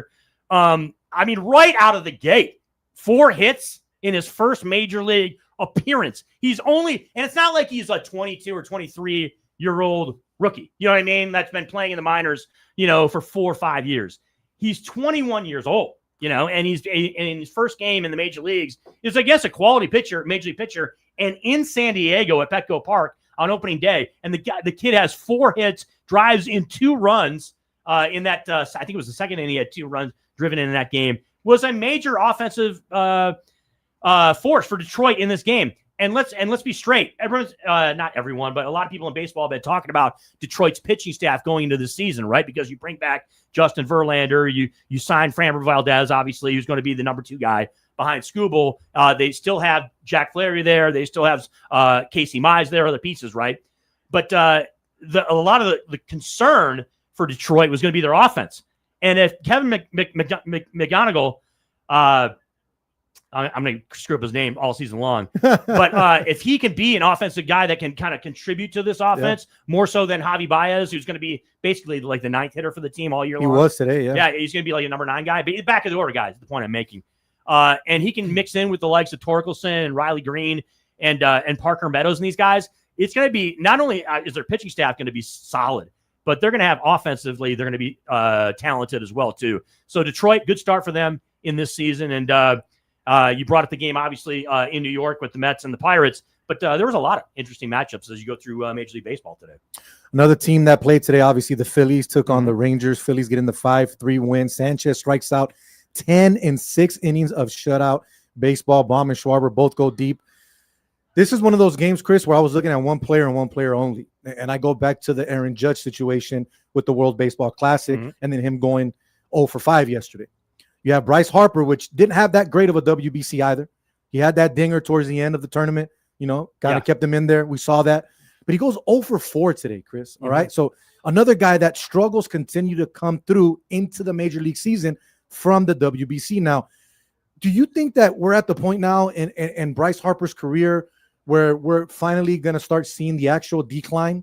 Or is it just opening day again? Nothing to worry about. What's crazy, right, guys, is are we that old where we're talking about Bryce Harper being like maybe on the decline? Yeah. Are we that old? Come on, man. That seems crazy. Again, it is opening day. I don't want to go too crazy when it comes to Bryce Harper. You mentioned, of course, the heroics in the game that, tied the game up, at least, before the loss. But the point being is, you look at this Phillies lineup. Come on now, right? Trey Turner lead it off. You got Schwarber going deep, okay, in game 1 in this matchup. Bryce obviously did not have a good game at the dish, but you got Bohm. You got the other Vegas guy, right? Bryson Stott, who had 2 hits in this game in his 4 at-bats. So he was key as well, too. But Bohm was the big guy, the 3-run homer, right, for him. And then Schwarber, of course, the solo shot.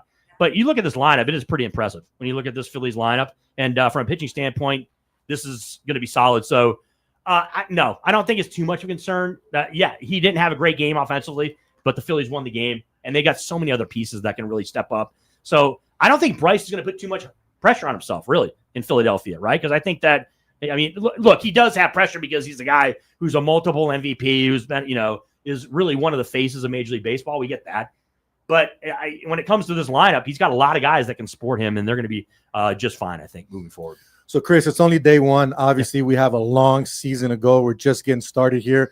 But just off the top, no stuff in front of you, nothing to get ready for. Who would you say we're going to see at the end, or who would you want to see at the end, American and National League in the World Series? Well, I think we're going to see, again, it's going to be 2 major markets. It's going to be the Yankees and the Dodgers, I think, in the World Series. Okay. But my Detroit Tigers are right there. Detroit's going to win the American League Central. They're going to win it. Okay. They're pretty much the best team in that division.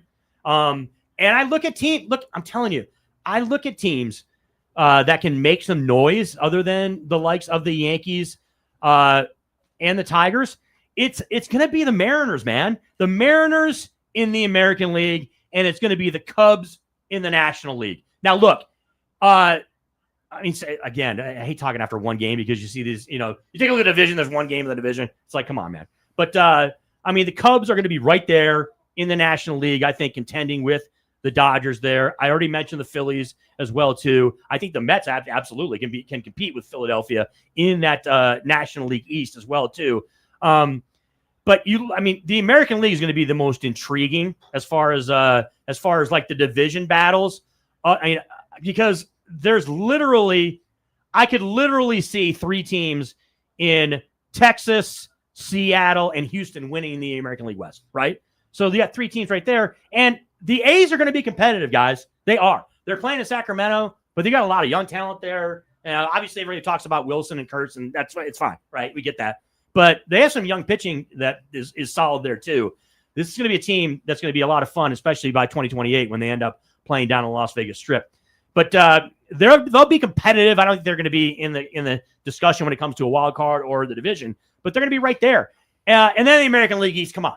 The Red Sox won today. I think they shut out the Reds, right? 3-0 was the final there. Yep. By the way, the Reds are another team in that National League Central that I think could give Nunchuck's Cubs some issues. Okay, along with Milwaukee, right? Milwaukee's going to be there too.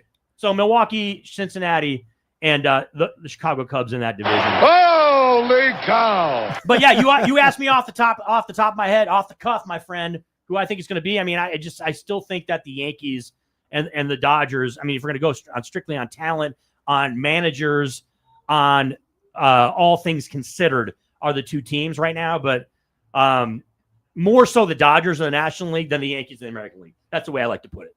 All right. Yeah. I'm okay with that. I'm a Yankee fan. I grew up in LA. I support the Dodgers, so I can't complain about that.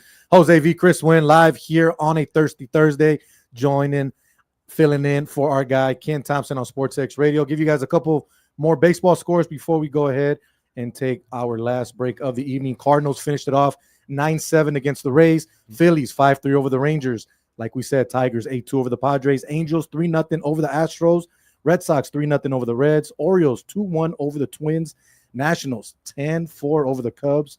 Sorry, Nunchuck. Milwaukee Brewers 14-2 over the White Sox.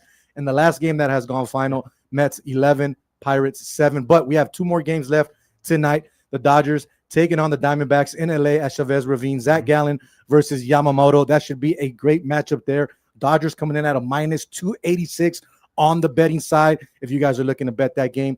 And then the Cardinals taking on the Mariners, another team that we just talked about. What type of noise can they make? Gilbert taking on Bigby here. Seattle coming in at -181 for all you gamblers out there. Now we're going to go ahead and take our final break of the evening here. But when we come back around the 5:45 mark, we're going to have Las Vegas Lights FC head coach joining us in studio to talk all things lights. My guy, Chris Winn, Jose V. We'll be right back. Steiner's, the Nevada Style Pub, invites you to play the best tavern, keno, and video poker in Vegas. Promos are how we roll, so make the most of your gaming dollars here with us. Come play in our ongoing gaming promotions and receive daily free play, bonuses, and more, with a chance to win Knights, Raiders, and Aviator tickets, and big money with all those jackpots. It's not only the great gaming that Steiner's Pub has, it's the 24 awesome rotating draft beers and best appetizers to match. So join us in watching your baseball Aviators and all your home sports teams as we make history in Vegas. Steiner's, the Nevada Style Pub at 8410 West Cheyenne, 1750 North Buffalo, and Las Vegas Boulevard and Windmill. Steiner's, I love this place. Are you a shy smiler, terrified of any food tougher than tofu? Do you wish there was some sort of reverse tooth fairy who puts teeth back into your mouth? If so, then AQ Denture and Dental Implant Center in Henderson might be able to help. AQ is an in-network provider for Medicare dental plans and one of the most technically advanced dental offices in the Valley. Dr. Maricondia is an internationally recognized expert in implant dentistry, and AQ's on-site lab means your custom implants, dentures, bridges, crowns, and more are ready faster and fit better. Call AQ Dental for a free consultation at 702-565-6000 or visit aqdentureservice.com. That's 702-565-6000. Dr. Maricondia may not be the reverse tooth fairy, but he can help restore your smile to its former glory. New smile, new you. Just call AQ. Hey bartender, what'd you learn in school? I learned a red snapper, kamikaze, Long Island iced tea, black Russian fuzzy nickel, and the sex on the beach. Margarita, Bloody Mary, slow gin fizz. Learn to make them all on the rocks with a twist. That's a school to attend, and I highly recommend you call 1-800-BARTEND.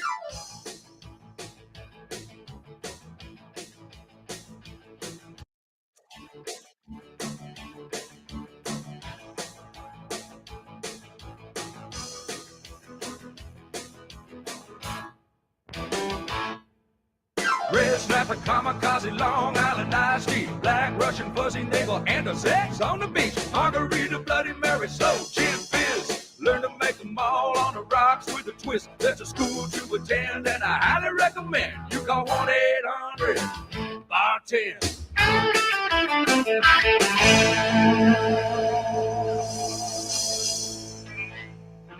Whoa! Finally, some promo swag that's actually cool. Whoa Promos has the best lineup of promotional items you've ever seen. Backpacks, frisbees, jerseys, golf stuff, flash drives, too much to mention here, and all with your company logo. Whoa! Set up a free consultation with one of their expert promoters. Then pick the swag that's got you written all over it, and whoa! You've got the coolest swag in town. Visit whoapromos.com. WHOA promos.com. They've got offices in Los Angeles and Las Vegas, and even have a Fortune 500 client. They do lots of international business too. Call 888-725-8242. That's easy. 888-725-8242. Or visit whoapromos.com. With thousands of selections, fast delivery times, and prices to fit all budgets, you, your customers, and potential customers will be saying whoa in no time. Visit whoapromos.com today. WHOApromos.com, and start saying whoa.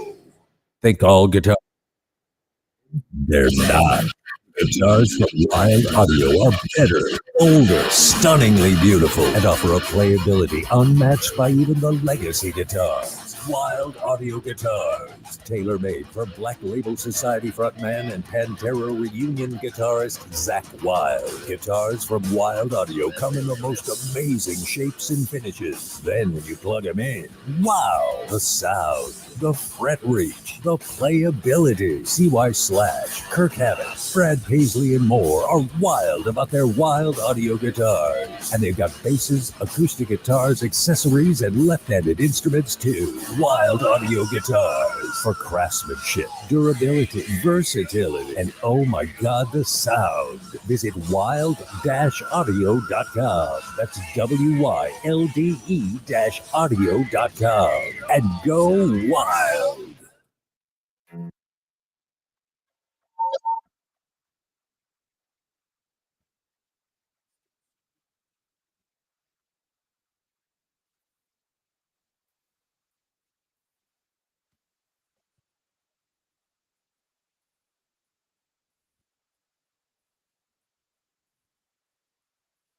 Go back third day. Coming to you live from Las Vegas, Nevada, PSR Law Studio, Sports X Radio. Jose B, my co-host Chris Winn in the studio, and our guy Joel hanging out in the background, of course. Numchuck taking care of us behind the big wheel as it does every single day here on Sports X Radio. And some music. Great song from back to Chris. I know Chris has something to say about it. Yeah, so it's not still the song's still Dre. I was thinking of Gin and Juice. The video. He's wearing a Springfield Indians hockey jersey in that video. Springfield Indians, one-time affiliate of the New York Rangers. I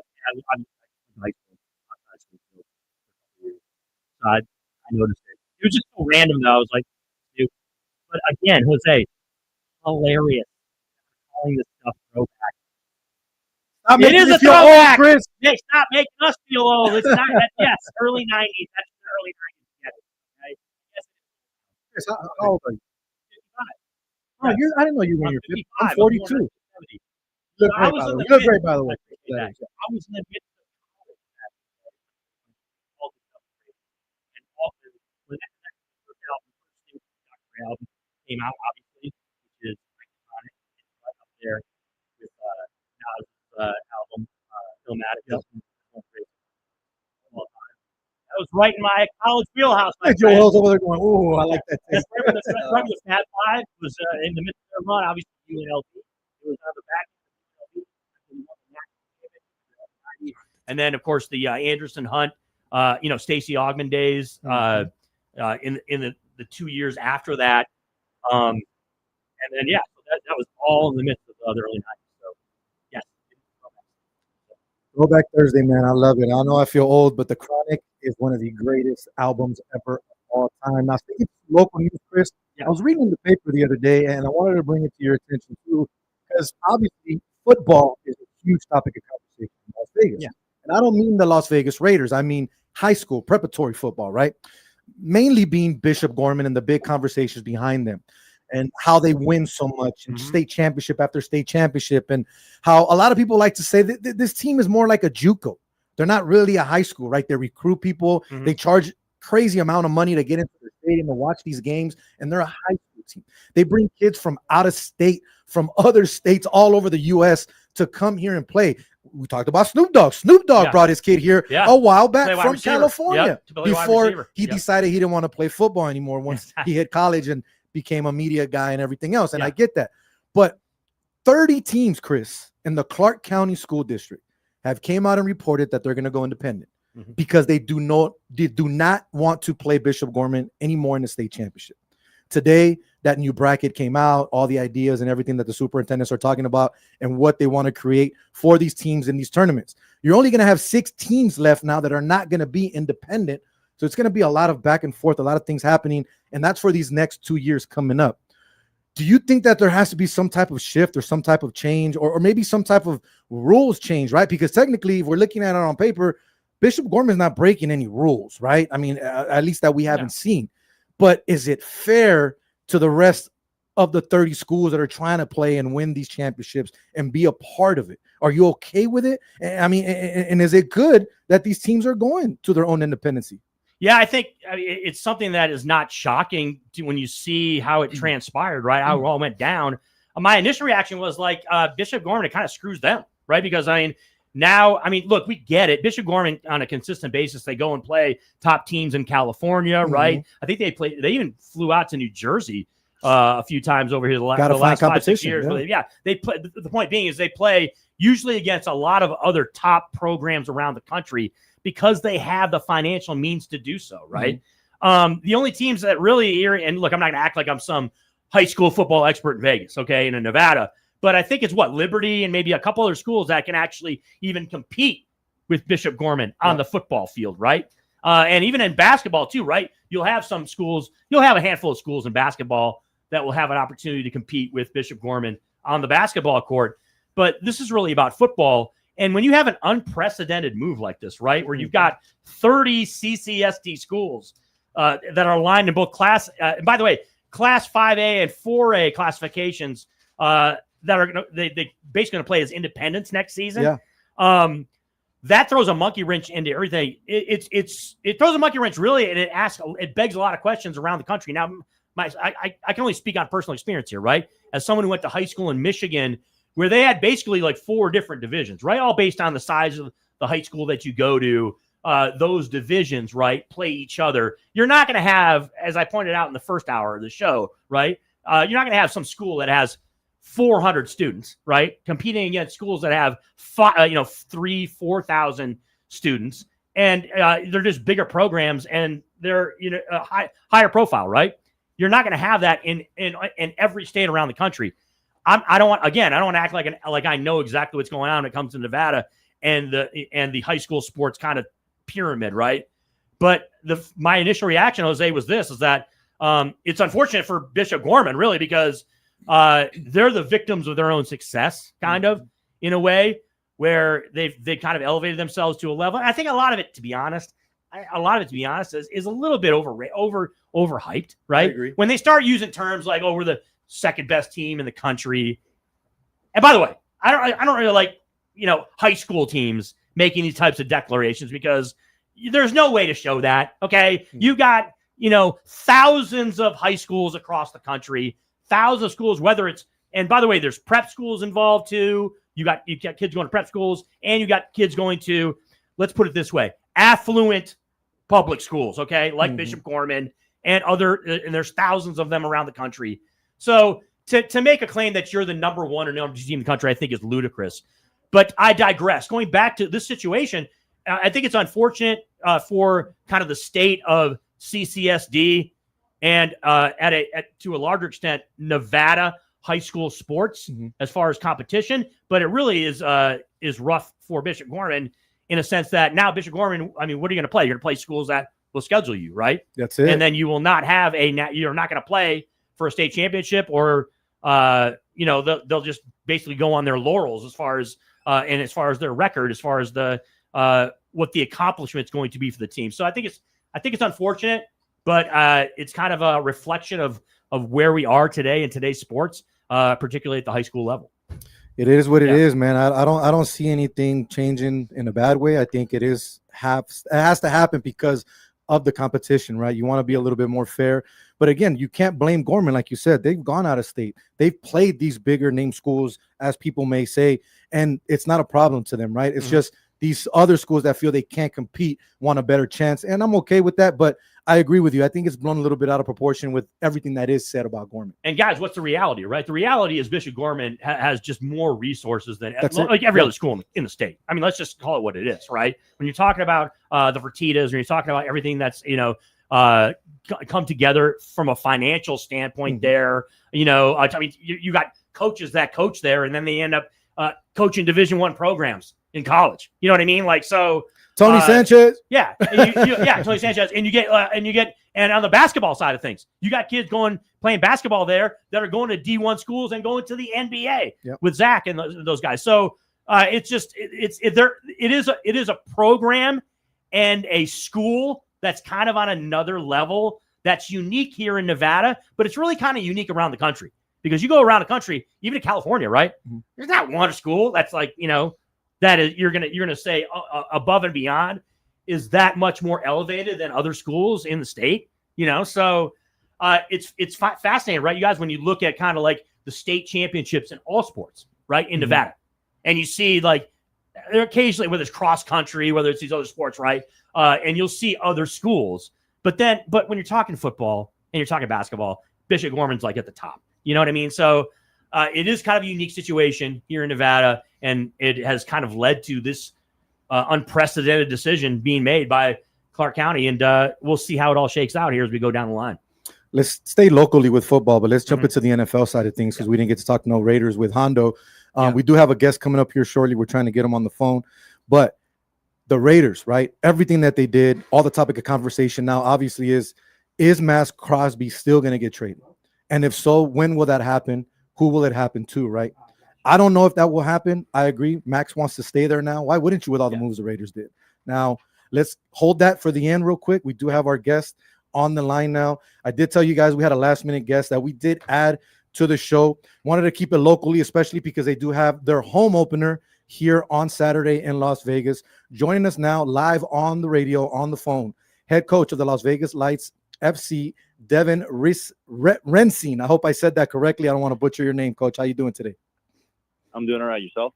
Good. Thank you for giving us a few moments of your time here. Obviously, not the way the season for you guys that you wanted to start, but now you're coming home to get that first game here at Cashman. What are you guys anticipating on Saturday night?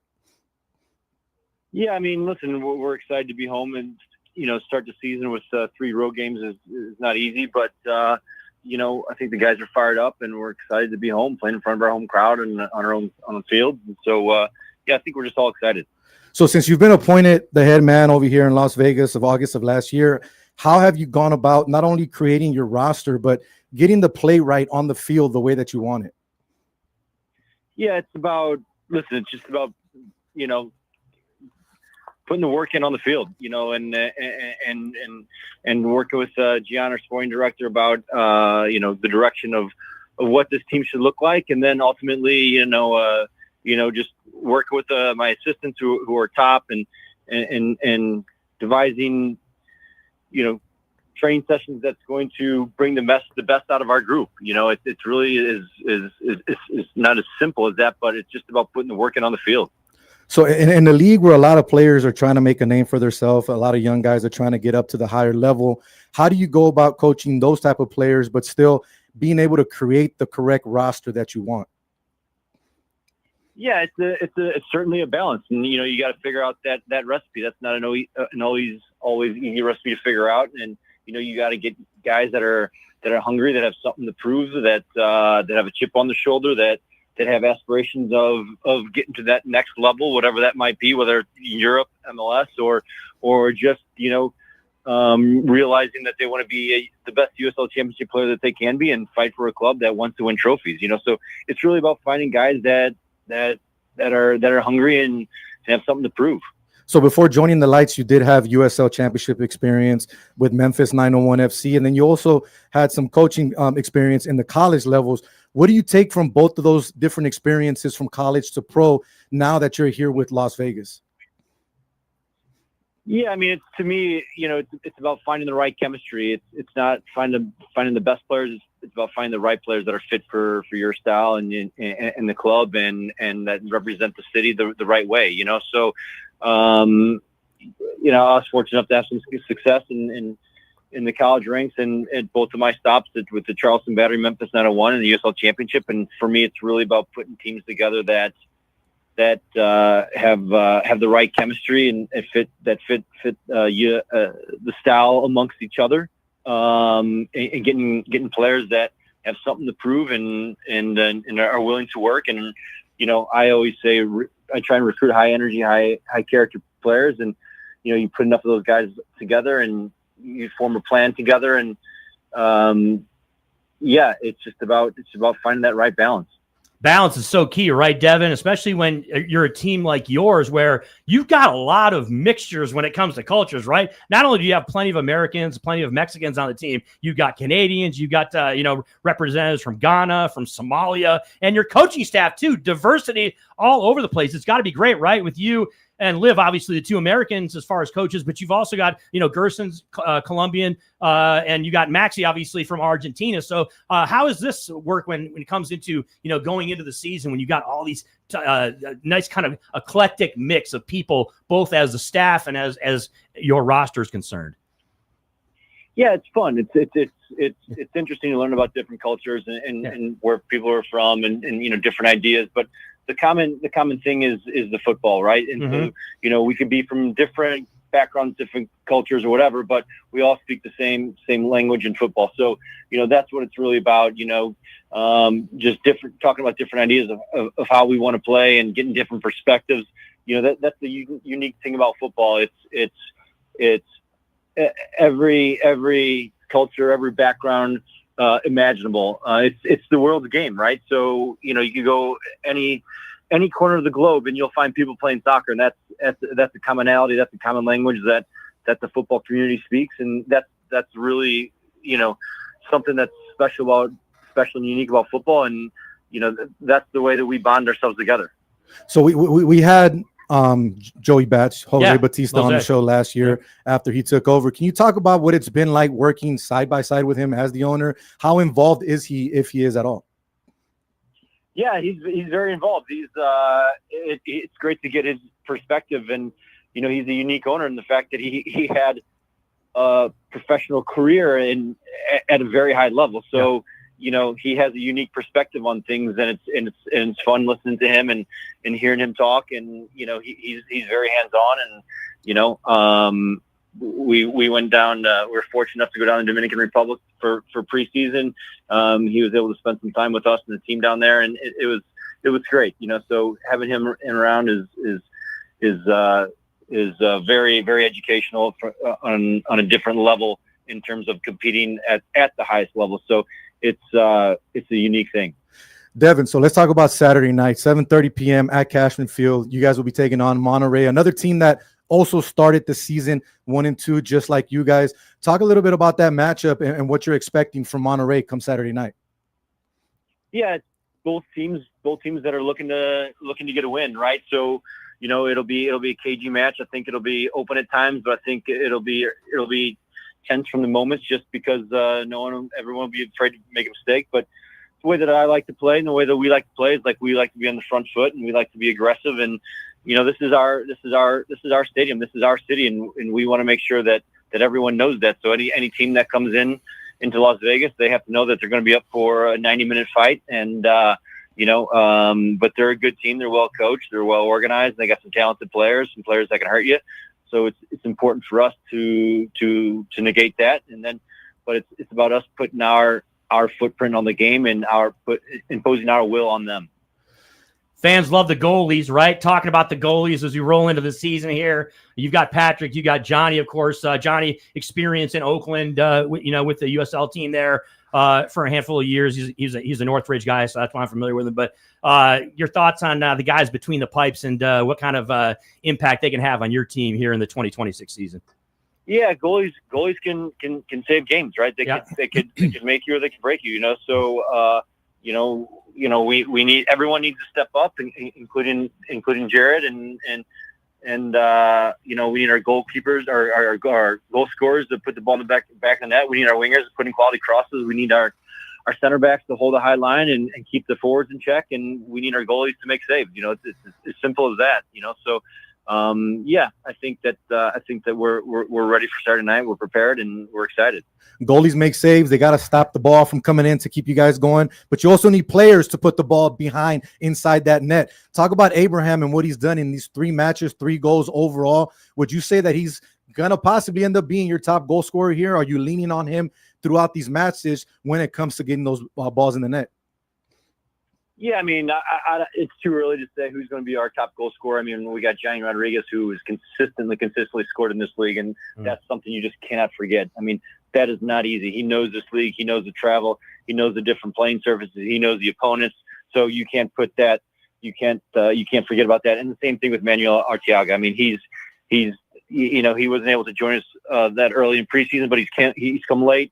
He arrived a couple weeks ago, and he's been fantastic. He's another guy that's been constantly scoring in this league, and that's just priceless at times, But Abraham's been great. He's left-footed. He's tricky. He's savvy. He scored 3 different types of goals where he scored a head ball goal. He scored a great curling shot and a really calm finish in the box where he showed a lot of composure. So he's got a lot of talent. He's been one of our best players without a doubt. So we're certainly excited about him, but we certainly are in the attacking mindset of we got some talent. Coach, final question here before we let you go. Obviously, there's been other generations and other people at the helm here in Las Vegas since this team has came here. But what can the fans expect from you and from this team moving forward for the rest of this season? Yeah, I mean, like I said, we like to play on the front foot. We like to have the ball, and we like to be attacking. And when we don't have the ball, we want to win that ball back, as quickly as possible. We can't always extend ourselves and press the other team for 90 minutes like crazy people. But so we're going to pick and choose our moments, and and when we get the ball, we want to go attack goal as quickly as possible. But when that's not on, we need to have the composure, and we need to have the confidence to come back and keep the ball and search for high percentage shots and crosses. Las Vegas Lights FC head coach Devin Rinsing joining us here on SportsX Radio. We greatly appreciate your time. 7:30 p.m. this Saturday at Cashman Field. Make sure you guys get out there and support the team. Coach, thank you so much for your time. I will be out there on Saturday. Looking forward to talking to you after the W. Thanks, Coach. All right, man. Appreciate that, guys. Take care, boss. Great stuff there. Las Vegas Lights FC head man. A lot of you guys aren't soccer fans. I know that Ken doesn't talk too much about soccer, but when I'm in here, I'm going to throw it in there a little bit. But seems like he's got a good head on his shoulders. Like you said, he's got the experience. He knows what he's doing. But Chris, last final minute here. Yeah. Is Crosby going anywhere? We talked about it right before. Does he stay? I think he does. And if the Raiders try to trade him again this time, I think they're making a huge mistake. I think he does stay unless there is some kind of a package out there that's just too good to resist. I think there absolutely is the reality that he's going to be in 2026-27. But we got a dandy going on in the NCAA tournament, Jose Volante, in this matchup with Purdue, as this game's, I think it's locked up 63-all, if I'm not mistaken. And another tilt also, obviously, with Nebraska and Iowa going at it. 65-63 Texas over Purdue with 7 minutes to go. Nebraska 58-55 with 11 to go in the second half. Those are going to come down to the wire. Yes, no question about it. You've got NBA action going on tonight as well, too. How about Luka Doncic in the last, 3-4 comes to him stepping out. And, right after Bam out of Bayou, went all kinds of nuts down there in South Florida. Yeah. Well, look, one thing I'm going to say about the Lakers, I know we got to go, and this is going to be a hot take, and people are going to call me crazy. They're not that good. I don't care who they've beaten in this streak. When you have to keep coming from behind, even if it is to beat good teams, okay, that's great. But this team is not what they want to be yet. Trust me on that. I love what LeBron is doing, finally taking the back seat. But when they get to the playoffs, they're going to fall. It's either San Antonio or OKC. I don't see anybody else. But decent on that road trip, though, right? 3-1 on that road trip, and you had Austin Reeves as well as obviously Luka and the guys torn up by their one loss for Detroit against my Detroit Pistons are up by 10 points right now. By the way, in the New Orleans Pelicans. Had to dip that in there. It could be a glorious day for all Detroit sports fans, the Tigers and the Pistons. So before we head out, I got to give a quick shout out to my guy, my barber, Eric Navarro. He's hit him up. You guys already know what it is. I'm looking crumbled, so I got to go get a haircut. He always hits me up, takes care of me. Line him up by Eric, hit him up. But look, with Chris Winn, my guy Jay Madrazo was in the studio. Nunchuck behind the big board to our guest, Hondo Carpenter, IBF featherweight champ Angelo Leo, and of course, Las Vegas Lights FC head coach Devin Renton. Thank you so much for joining us. Ken, I hope you're enjoying yourself. Take care. We'll talk soon. I don't know who's going to be here tomorrow. All the best to Ken's sister there in New Jersey. Yes. Ken gets a chance to go back to his home state there and hang out with the family and get a chance to, yes, as you pointed out, catch some college basketball over the weekend. Who's here tomorrow? I'm not sure who is affiliated tomorrow. Is it CC? It might be. Is it Thomas Viola? Tom TV. Tom Viola fills in tomorrow. There we go. Then me and Jose will be back Monday and Tuesday, right? That's gonna be fun. Doing the shows on Monday and Tuesday. We'll have a couple of guests. We'll definitely have Mitch Gibbs out of New Orleans, WGSO New Orleans. We'll talk some NFL draft with him, and also all things, maybe a little LSU sports as well too. But first 2 days, and then of course, and Thompson comes back on Wednesday. So Sportex Radio in good hands for the next handful of days as KT is out. Remember, like KT says, don't drink and drive, don't take and drive. Be safe.